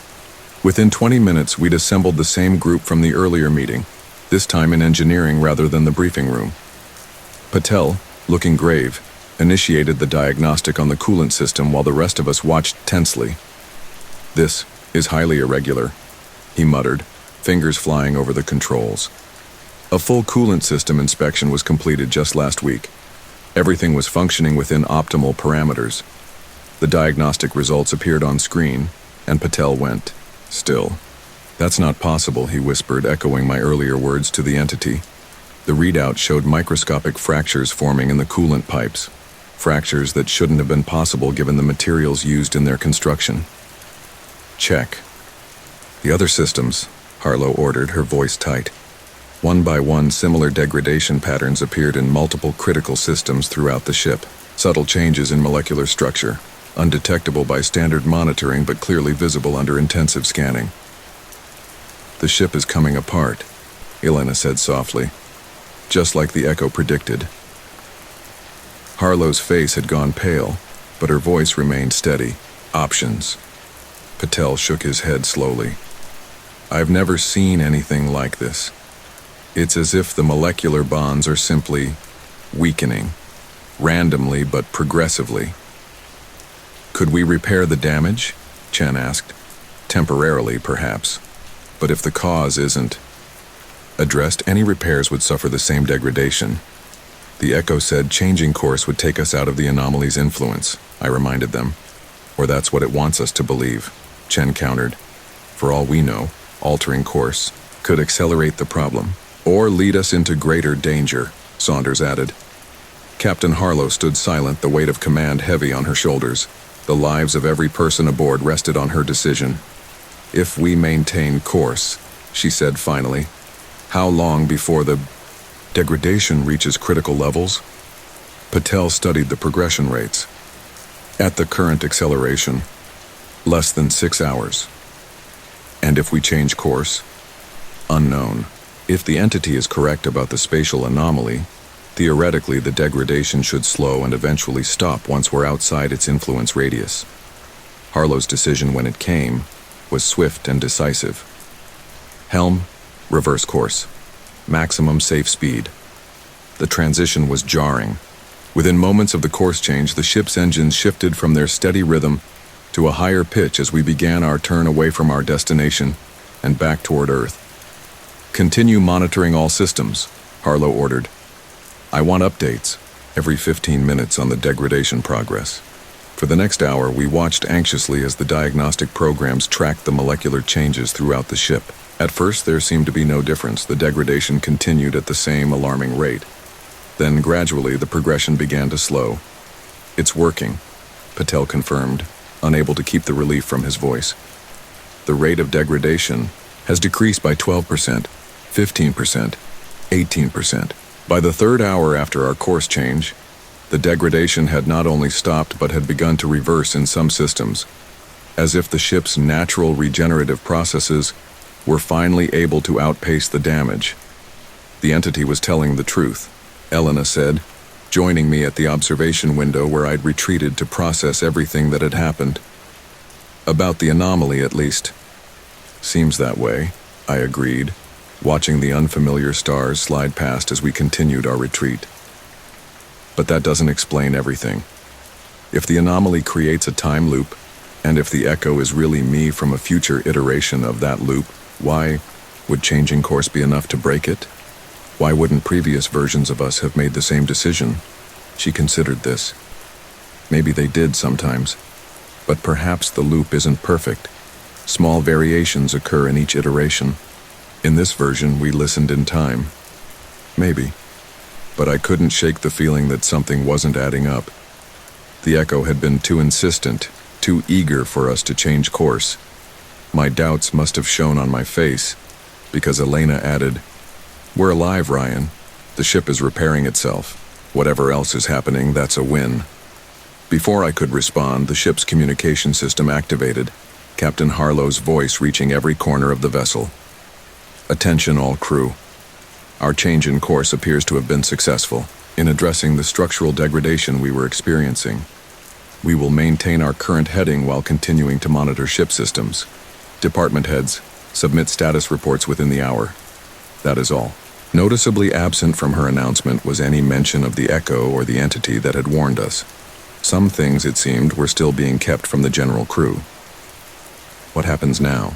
Elena asked quietly. We go home, I suppose. Mission aborted. And the echo? You think it's gone? As if in answer, the observation room's lights flickered briefly. We both tensed, but they stabilized, and nothing further happened. I don't know, I admitted. But I have a feeling we haven't heard the last of it. I was right. That night, alone in my quarters, the echo returned.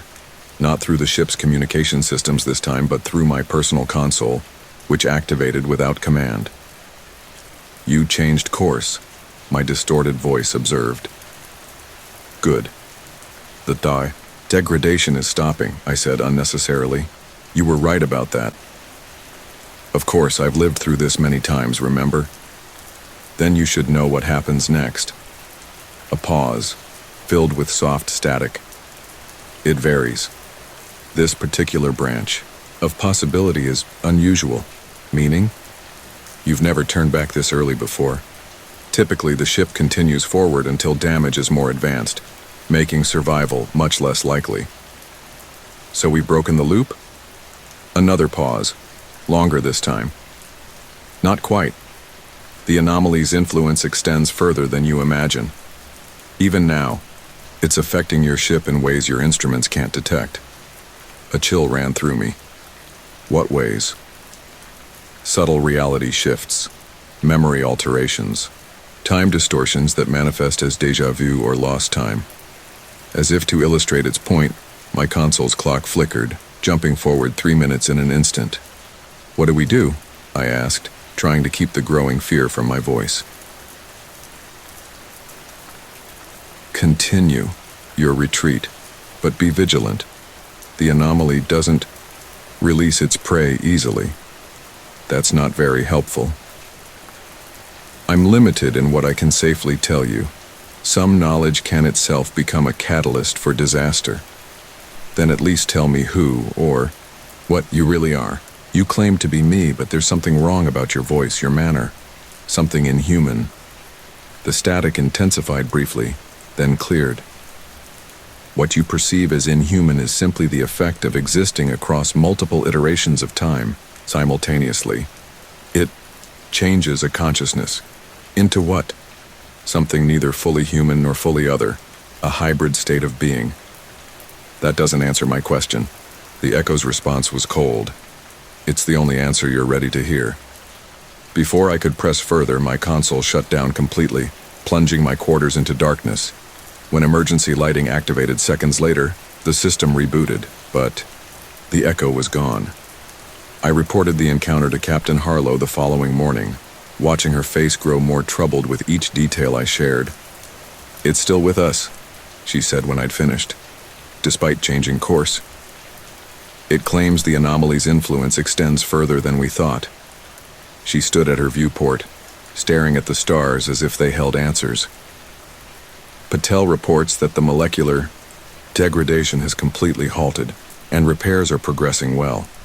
If that's the case, why would this entity still be warning us? Maybe the danger isn't over, I suggested. Or maybe it has another agenda entirely. Harlow turned to face me. Such as? I hesitated, organizing my thoughts. The echo keeps talking about loops and iterations, claiming to be me from a future where the ship was destroyed. But if that's true, if we're breaking a time loop by turning back, that version of me should no longer exist. It should have been, I don't know, erased from the timeline.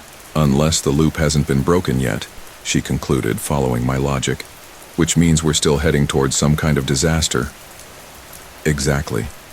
She was silent for a moment, weighing possibilities. Continue monitoring for any communications from this entity. In the meantime, I want every system on this ship checked and double-checked. If there's another threat developing, I want to find it before it finds us. For the next 3 days, the Trans-Pacific runner continued its retreat toward Earth systems, functioning normally as repairs progressed. The Echo remained silent, neither appearing on official channels nor contacting me privately.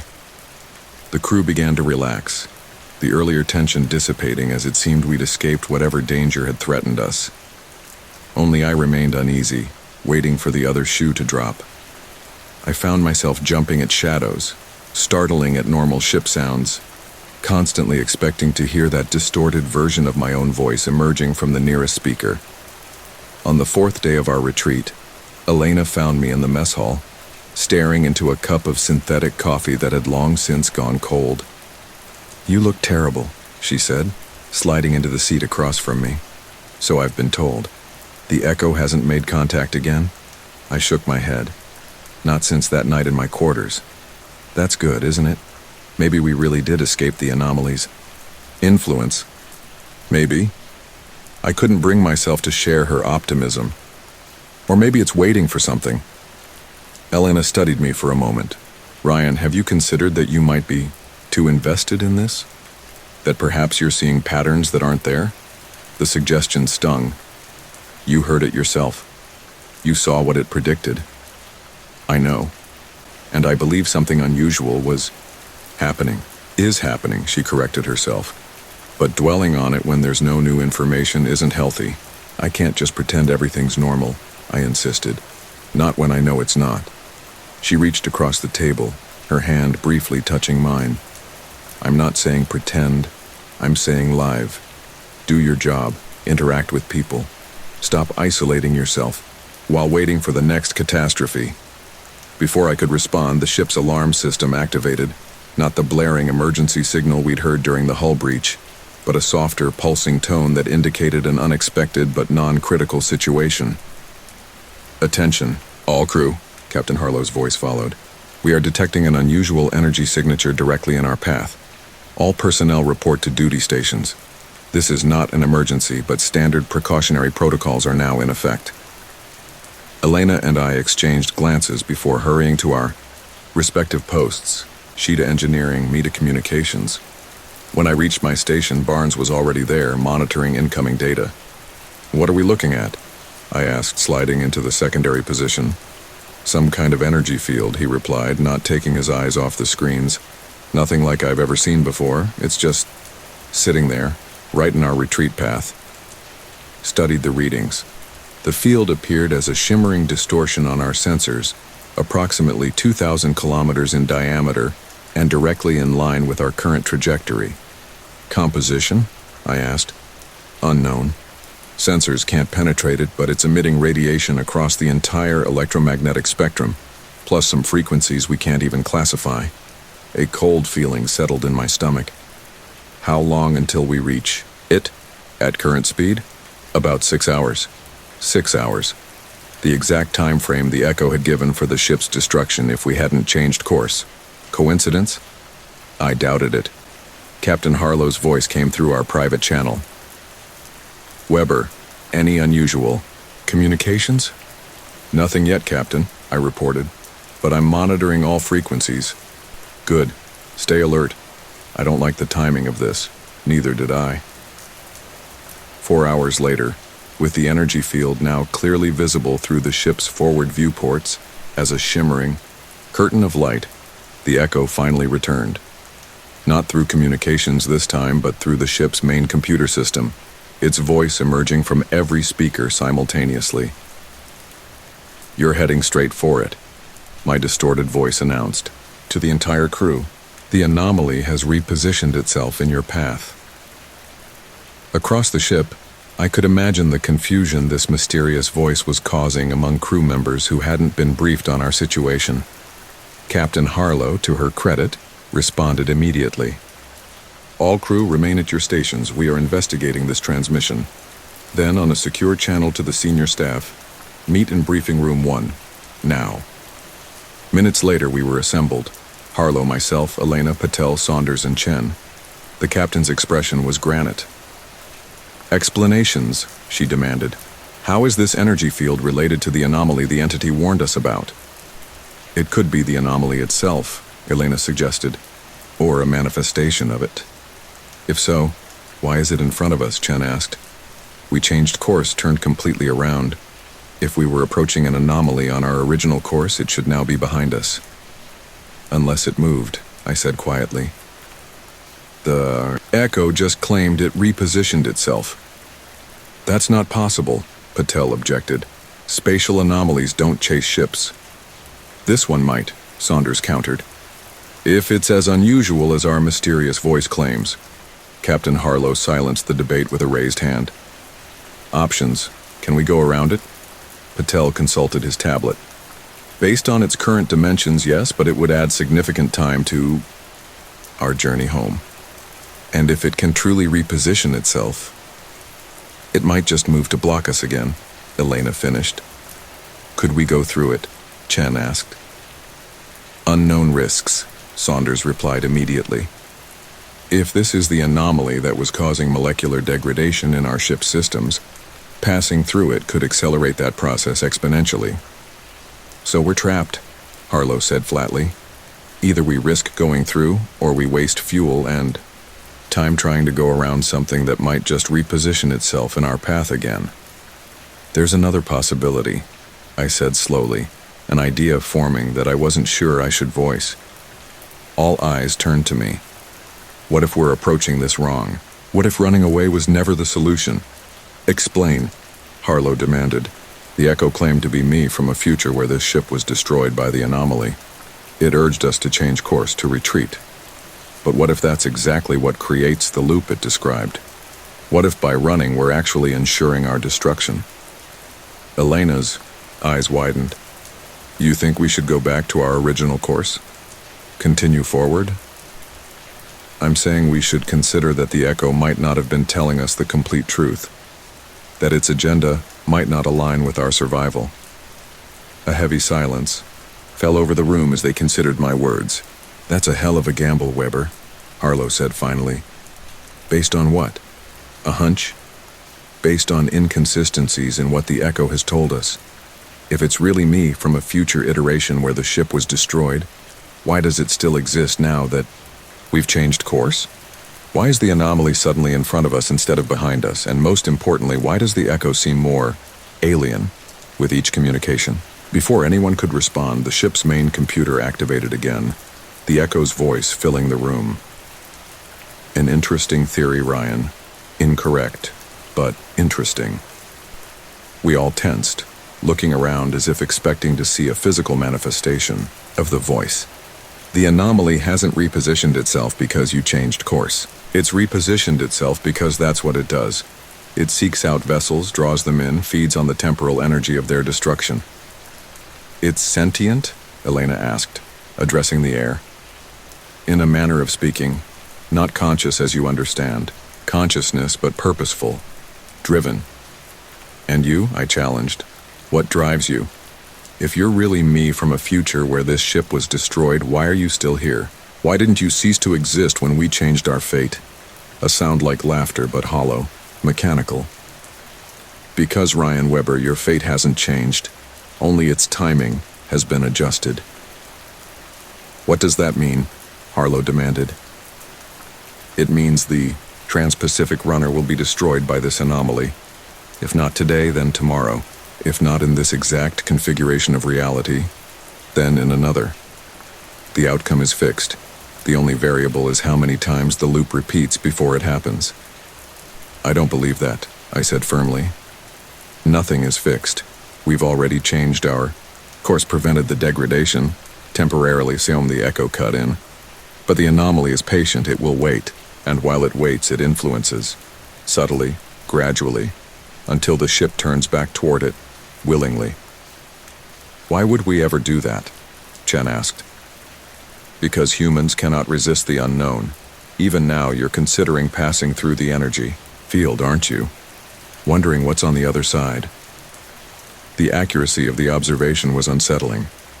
If destruction is inevitable, as you claim, Harlow said carefully, then what's the point of your warnings? Why contact us at all? A long pause, filled with soft static. Because in this particular iteration there is a slim possibility of something new, a variable that hasn't existed in previous cycles. What variable? I asked. You, Ryan Weber. In most iterations you dismiss the first echoes as technical glitches. By the time you recognize the pattern, it's too late. But this time, you noticed earlier, you convinced your captain to change course before critical damage occurred. And that makes a difference? It might, if you make the right choice at the critical moment, which is, the static intensified, the echo's voice becoming more distorted. That moment is approaching. You'll recognize it when it comes. And when it does, remember, the way out isn't backward or forward. It's through. With that cryptic statement, the voice disappeared, leaving us in silence. Well, Saunders said after a moment, that was suitably melodramatic and unhelpful. But I was thinking about the echo's last words. The way out isn't backward or forward. It's through. Captain, I said slowly, I think I might understand what it's trying to tell us. The energy field loomed ahead of us, a shimmering curtain of light that undulated like a living thing. On the bridge, Captain Harlow stood with her senior staff weighing our limited options. Explain your theory, Weber, she said, not taking her eyes off the viewport. The echo said the way out isn't backward or forward, but through, I began. I think it means that neither retreating from the anomaly nor heading toward it on our original course will save us. We need to go through something else, not the energy field itself, but whatever the anomaly represents. Which is what exactly? Chen asked skeptically. A loop in time, a repeating cycle of events. I struggled to articulate the concept forming in my mind. What if the anomaly isn't just a physical phenomenon? What if it's a temporal one? A point, where timelines converge and overlap? Patel nodded slowly. That would explain the echo, if it's a transmission bleeding through from another iteration of our timeline. And it would explain why changing course didn't eliminate the threat, Elena added, because we're not just dealing with a spatial obstacle but a temporal one. So how do we go through a temporal anomaly? Harlow asked, practical as always. This was where my theory became more speculative. By breaking the pattern. In each iteration, according to the echo, this ship and crew are destroyed. What if the key is to accept that destruction but on our terms? You're suggesting we, what, destroy our own ship? Saunders looked aghast. Not exactly. But what if we could simulate destruction? Create a temporal signature that satisfies the anomaly's hunger, as the echo put it, without actually being destroyed? Elena's eyes lit with understanding. A controlled antimatter detonation, small enough not to damage the ship but large enough to create a significant temporal disturbance. Precisely, I said, relieved that someone grasped my thinking. We give the anomaly what it wants, or what it thinks it wants, while preserving ourselves. Captain Harlow frowned. That's a significant gamble based on very little concrete information. I acknowledged. But consider our alternatives. We can try to go around the energy field, but the echo suggests it will simply reposition itself to block us again. We can retreat further, but for how long? How far? Eventually we'll run out of fuel, supplies, or both.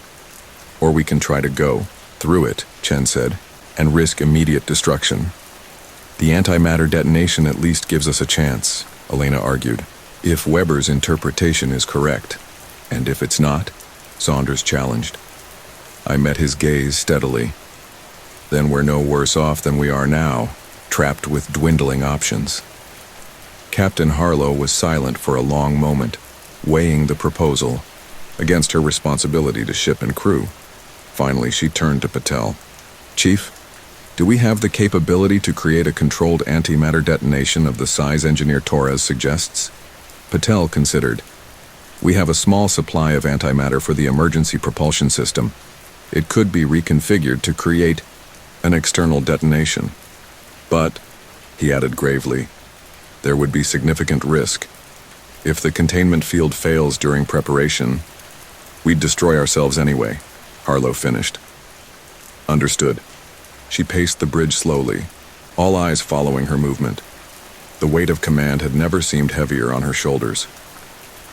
"Weber," she said finally, "you're basing this theory on communications from an entity that may or may not be trustworthy, may or may not be a future version of yourself, and may or may not understand the true nature of the anomaly we're facing." "Yes, Captain," I admitted. "It's far from certain." She stopped pacing, facing me directly. "And yet, of all the options presented, it's the only one that offers a path forward, rather than a delaying tactic." I held my breath, sensing her decision, balancing on a knife's edge. "Chief Patel," she said, turning to the engineer, "begin preparations for a controlled antimatter detonation. Engineer Torres, assist him. Officer Chen, implement security protocols for antimatter handling.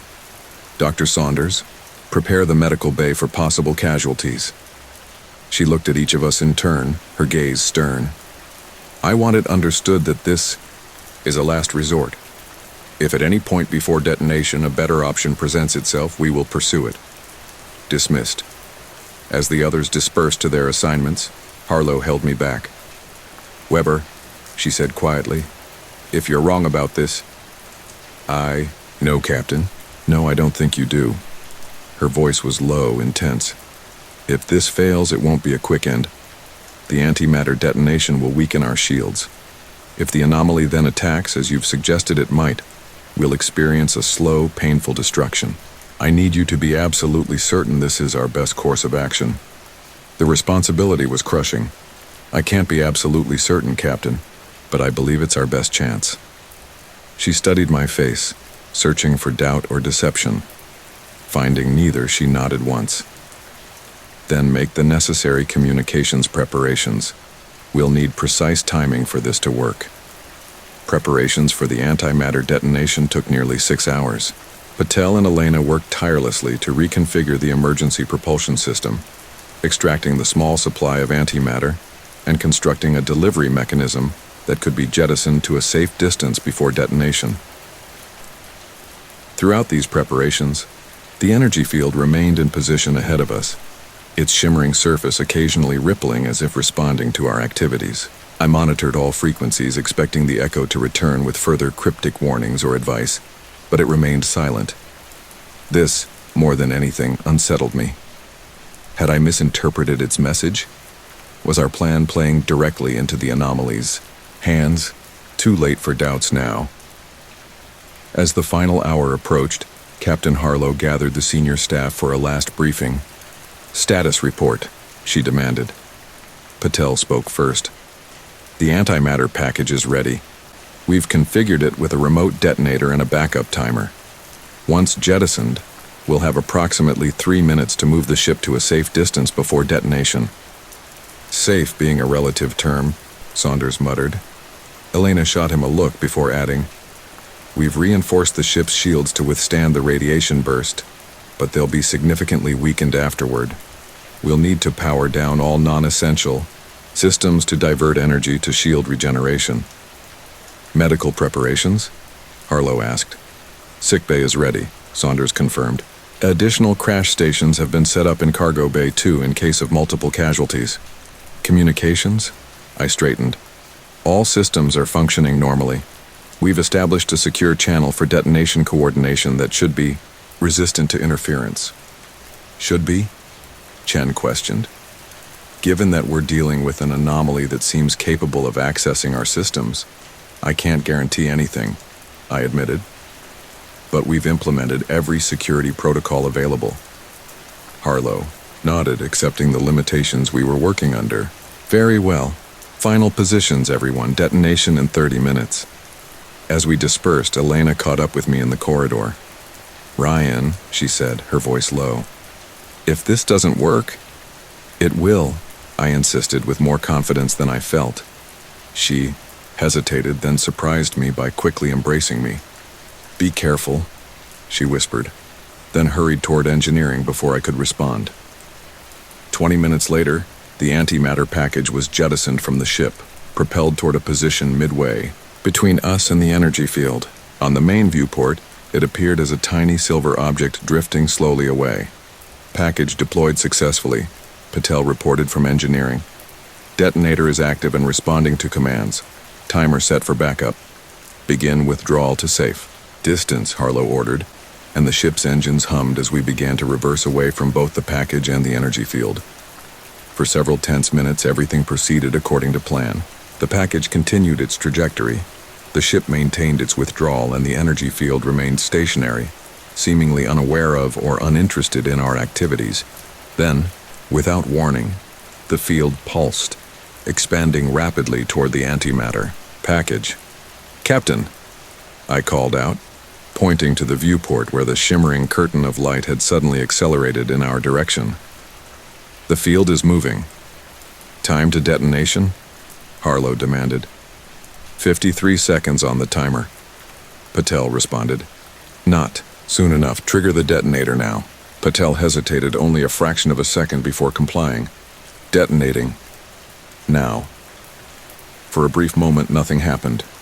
Then a pinpoint of brilliant white-hot light appeared where the package had been. It expanded with impossible speed, engulfing the advancing edge of the energy field and racing toward us faster than our shields could possibly withstand. Brace for impact, Harlow shouted, but her voice was drowned out by a sudden burst of static from every speaker on the bridge. Not, yet the echo's voice cut through the chaos. Not this way. The detonation froze, literally stopped in its expansion, suspended in space like a photograph of an explosion. What the hell? Chen breathed, staring at the impossible sight. The anomaly has stopped time around the detonation, the echo explained. It's curious. This hasn't happened in previous iterations. What does it mean? I asked, addressing the voice directly for the first time in hours. It means you were partially right, Ryan Weber. The anomaly is reacting to your attempt to break the pattern, but a simple detonation isn't enough. Then what is? Direct communication. The anomaly is semi-sentient, as I told you. It can be negotiated with. Captain Harlow's eyes narrowed. Negotiated how? Someone must enter the field, become its focal point, divert its hunger from the ship to a single consciousness. The implications were clear and horrifying. A sacrifice, I said flatly. Yes. Silence fell over the bridge as we absorbed this new demand. No, Harlow said finally, her voice firm. I will not sacrifice any member of this crew to appease a spatial phenomenon, sentient or not. Then you will all die, the echo stated simply. The anomaly will release the detonation but with altered properties. The explosion will tear through your shields, irradiate the ship, and leave you drifting and dying. I've seen it happen. There has to be another way, Elena insisted. The echo's response was cold. There isn't. One consciousness or all of them. That's the choice. I looked around at the faces of my crewmates, Harlow's stern resolve, Elena's desperate hope for an alternative, Chen's calculating assessment of our odds, Patel's quiet resignation, Saunders' barely concealed fear. These people had become more than colleagues over our time together. They were a community, a family of sorts. I'll go, I said, the words escaping before I'd fully formed the thought. Weber, no, Harlow began, but I cut her off. It makes sense, Captain. The echo claims to be me from another timeline. There's a connection here that we don't fully understand. If anyone has a chance of communicating with this anomaly, it's me. We don't know what will happen to you, Elena protested. No, I agreed. But we know what will happen to all of us if no one goes. Harlow studied me with an intensity that seemed to pierce through all pretense. I can't order you to do this. Weber, you're not ordering me, Captain. I'm volunteering. She hesitated, then gave a single, sharp nod.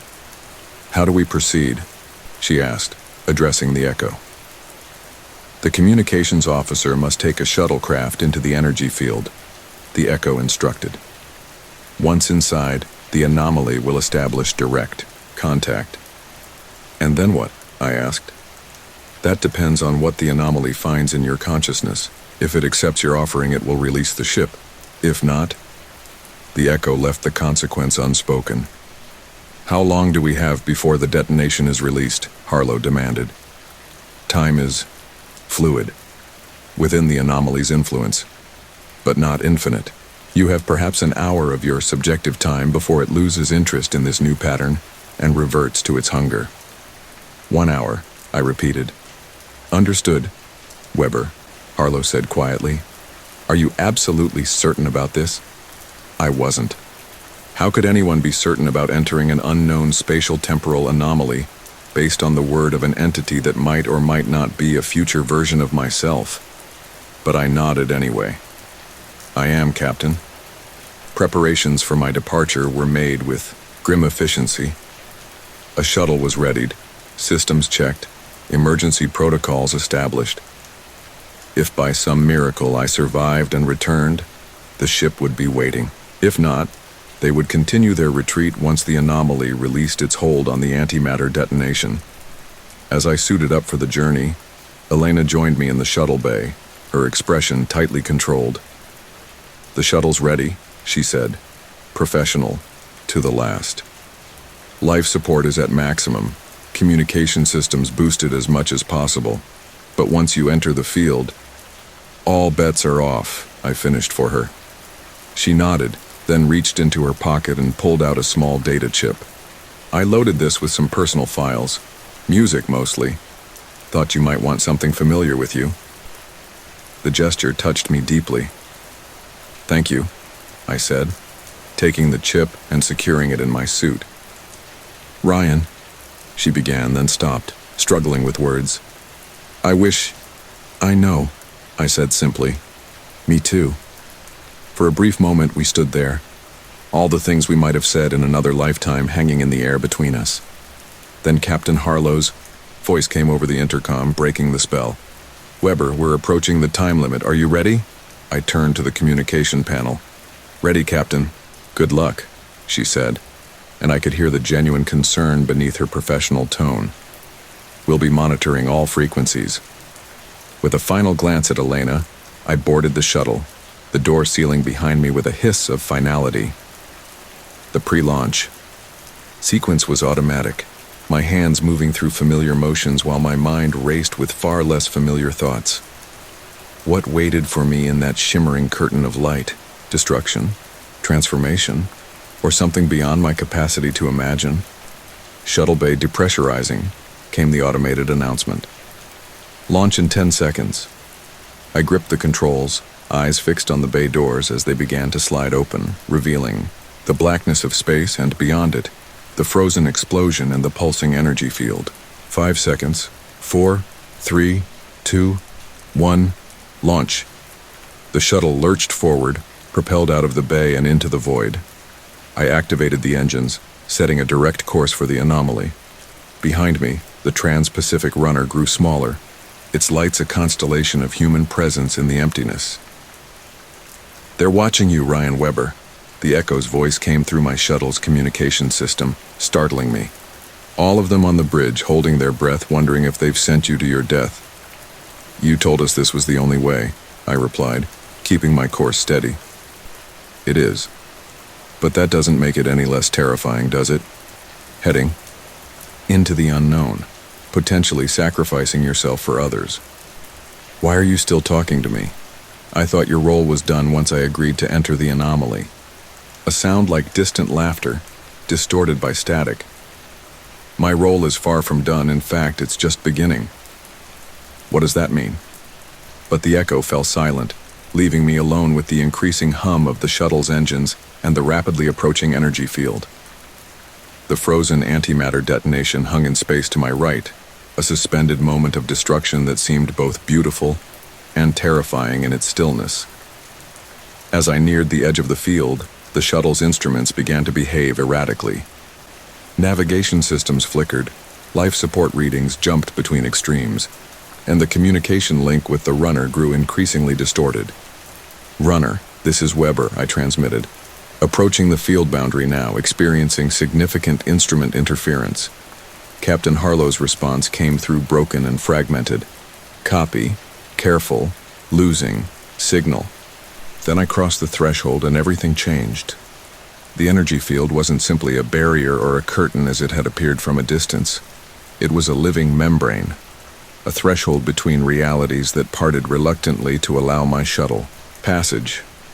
As I penetrated its surface, colors shifted, light bent in impossible ways, and time itself seemed to stutter, each moment stretching, then compressing unpredictably. The shuttle's systems failed completely, screens going dark, life support shutting down with a final mechanical gasp. Only the emergency lighting remained, casting a pale glow that did little to illuminate the transformed space around me. Outside the viewport, I no longer saw stars, or the frozen detonation, or the runner. Instead, shifting patterns of light and shadow moved like liquid, forming shapes that almost resembled familiar objects before dissolving again into chaos. And then, abruptly, everything stopped. The shuttle hung motionless in a void that was neither space nor any other environment I could name. A perfect stillness, a total silence, until the voice came, not through the shuttle's dead communication system, but directly into my mind. You have come. Not my voice, not the echo's distorted version of my voice. Something entirely other, ancient, vast, curious. Yes, I responded, unsure if I was speaking aloud or merely thinking the word. Why? To save my ship, my crew. A sensation washed over me that might have been amusement. Many have sought to escape me. None have offered themselves willingly in exchange for others. Is that what I'm doing? Offering myself? Is it not? I considered the question carefully. I don't know what I'm offering exactly. I was told you could be communicated with, negotiated with. By whom? A voice claiming to be me from another timeline, a future where our ship was destroyed by encountering you. Ah, the echo. The new presence in my mind shifted, its attention seeming to expand. It is not you, not exactly. Then what is it? A fragment. A splinter of consciousness from one of countless iterations where your vessel was consumed. Neither fully you nor fully me, but something between. A hybrid consciousness formed in the moment of destruction and preserved within my field. The echo's words returned to me. What you perceive as inhuman is simply the effect of existing across multiple iterations of time simultaneously. It changes a consciousness. You absorb parts of what you destroy? I asked, horror creeping into my thoughts. I preserve. What would otherwise be lost forever, I maintain within myself. Patterns, echoes, memories. For what purpose? Purpose? Again, that sensation of alien amusement. You think in such linear terms. I do not destroy with purpose, nor preserve with purpose. I simply am, and in being, I affect the reality around me. But the echo said, you hunger, that you feed on temporal energy. The echo interprets my nature through the limited framework of human understanding. What appears as hunger to a consciousness bound by linear time is merely my natural interaction with the universe. I struggled to comprehend what the entity was telling me. If you don't intentionally destroy ships, why do you pursue them? The echo said you repositioned yourself in our path when we tried to escape. I am drawn to complex temporal signatures.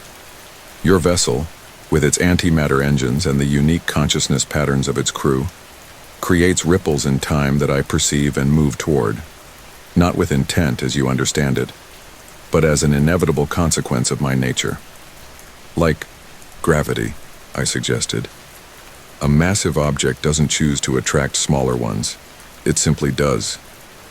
A limited analogy, but closer to accurate than the concept of hunger.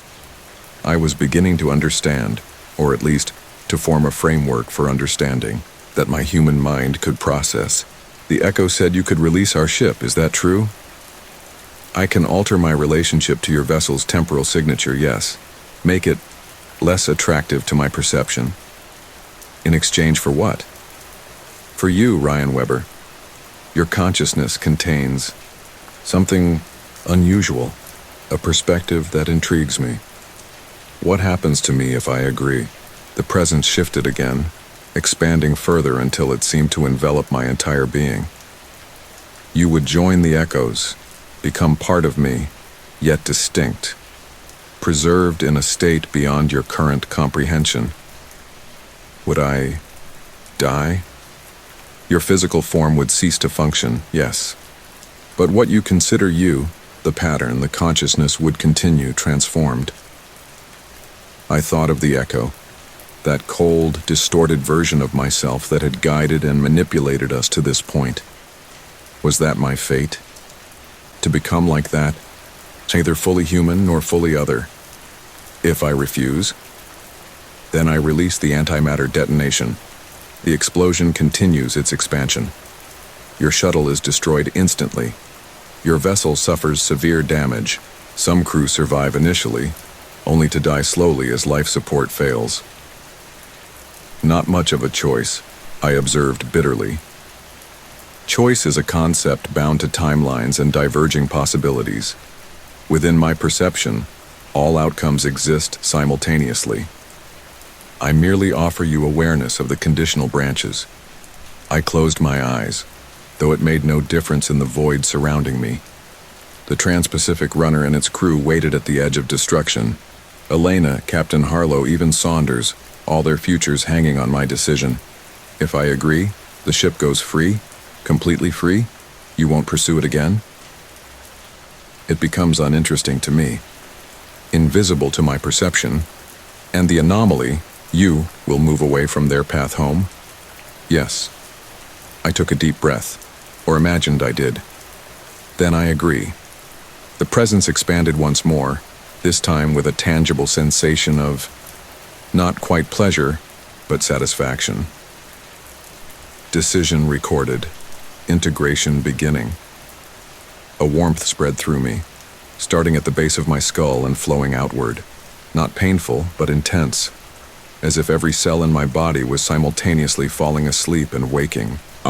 Will I remember who I was? Memory is pattern. Pattern is preserved, but context shifts, expands.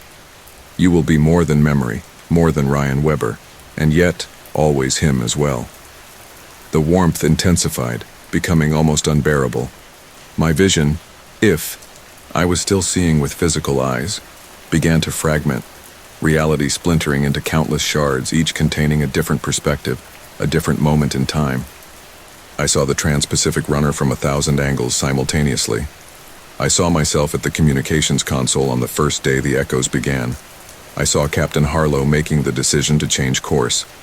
I saw Elena checking the EVA suits before the ill-fated inspection.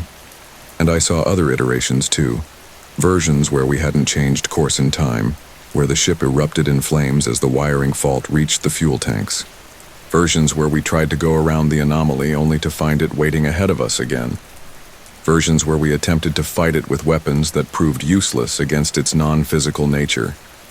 Hundreds, perhaps thousands of iterations, all existing simultaneously in my expanding consciousness. The transition is nearly complete, the presence informed me, its voice now seeming to come from both outside and inside my perception. Your vessel has been released. With the last remnants of my individual consciousness, I focused on the Trans-Pacific runner, willing myself to see it once more as it truly was in this moment. The image came, the ship hanging in space, small and vulnerable but intact, its light still burning against the darkness. Let them know, I managed to think-speak. Let them know I'm here. They will be told, the presence assured me, and then individuality dissolved, my consciousness expanding beyond the boundaries of self, merging with the vast, timeless awareness of the anomaly while somehow retaining a thread of what had been Ryan Weber. I became the echo, and more than the echo.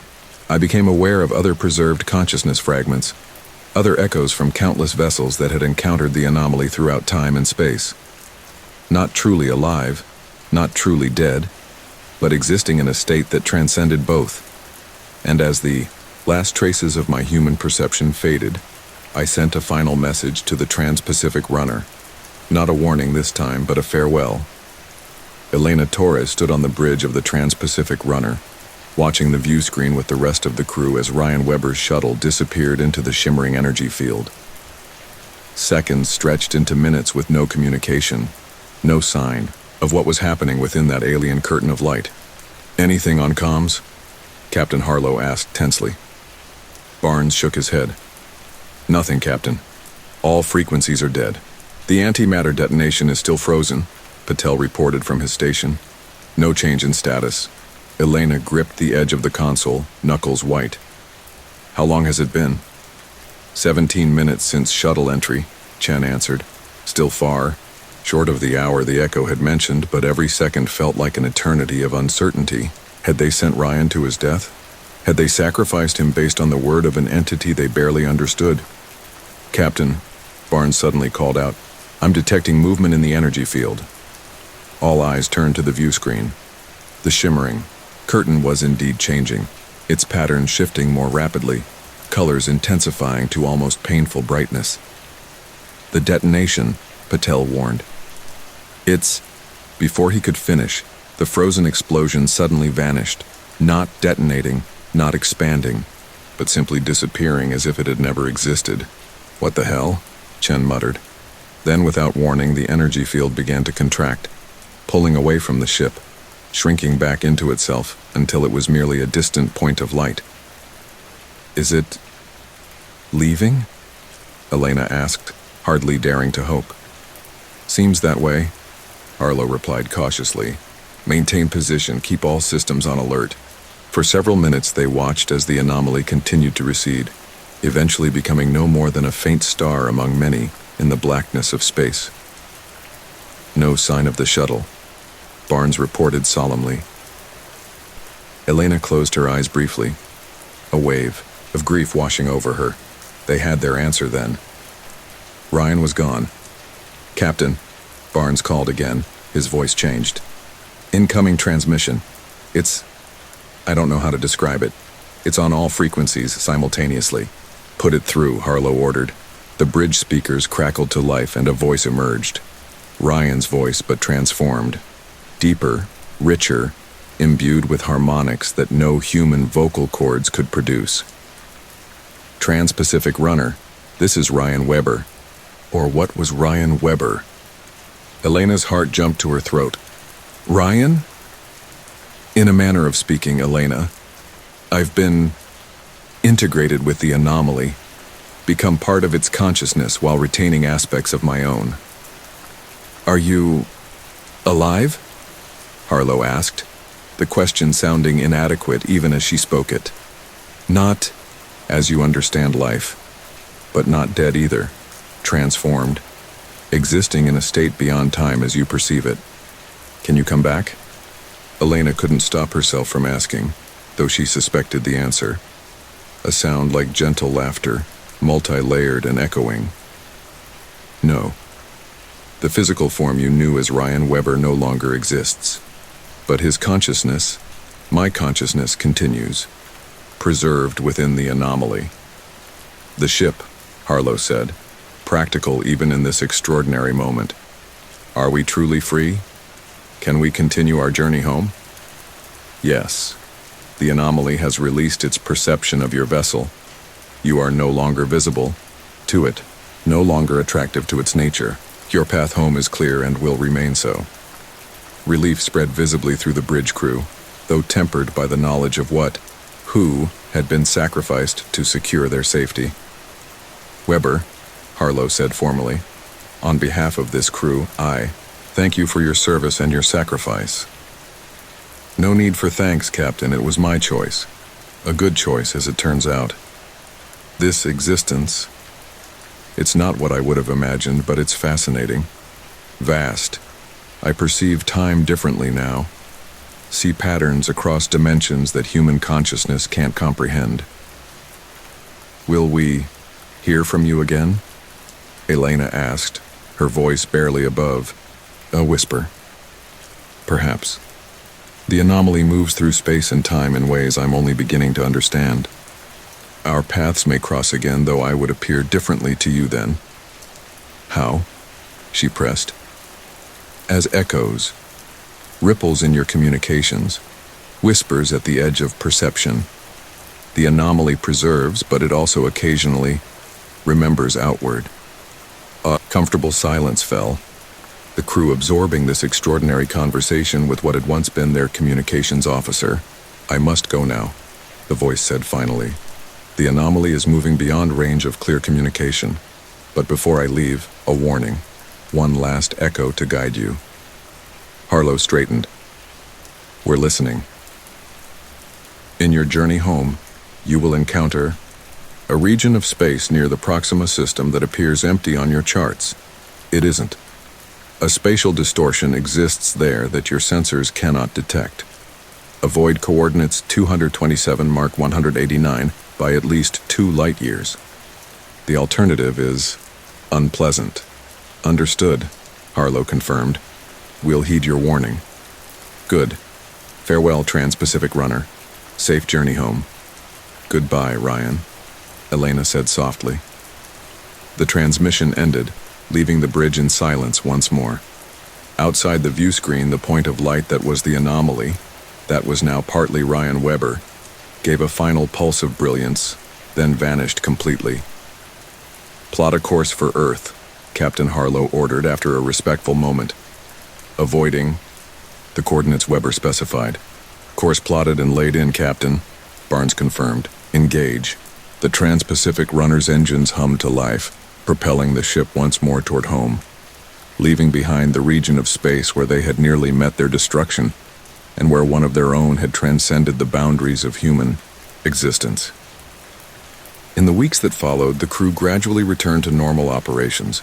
The ship's systems functioned perfectly, with no further signs of the molecular degradation that had threatened them. No spatial anomalies appeared in their path. No mysterious energy fields blocked their way. Elena took over many of Ryan's former duties, spending long hours at the communications console he had once manned. Sometimes, during the quiet night shifts when most of the crew was asleep, she would think she heard something, a whisper, a faint echo, in the static between stars. Ryan? She would ask the empty room. No answer ever came, at least none that could be recorded or verified. But occasionally the static would shift, forming patterns that almost sounded like words, like laughter, like a human voice transformed by the vastness of space and time. And sometimes, that was enough. Her reflection appeared faintly in the transparent aluminum of the viewport. Tired eyes, lines of stress that hadn't been there when they'd first departed Earth all those months ago. Behind her reflection, Earth continued to grow larger, beautiful, and oblivious to the wonders and terrors that existed in the depths beyond its atmosphere.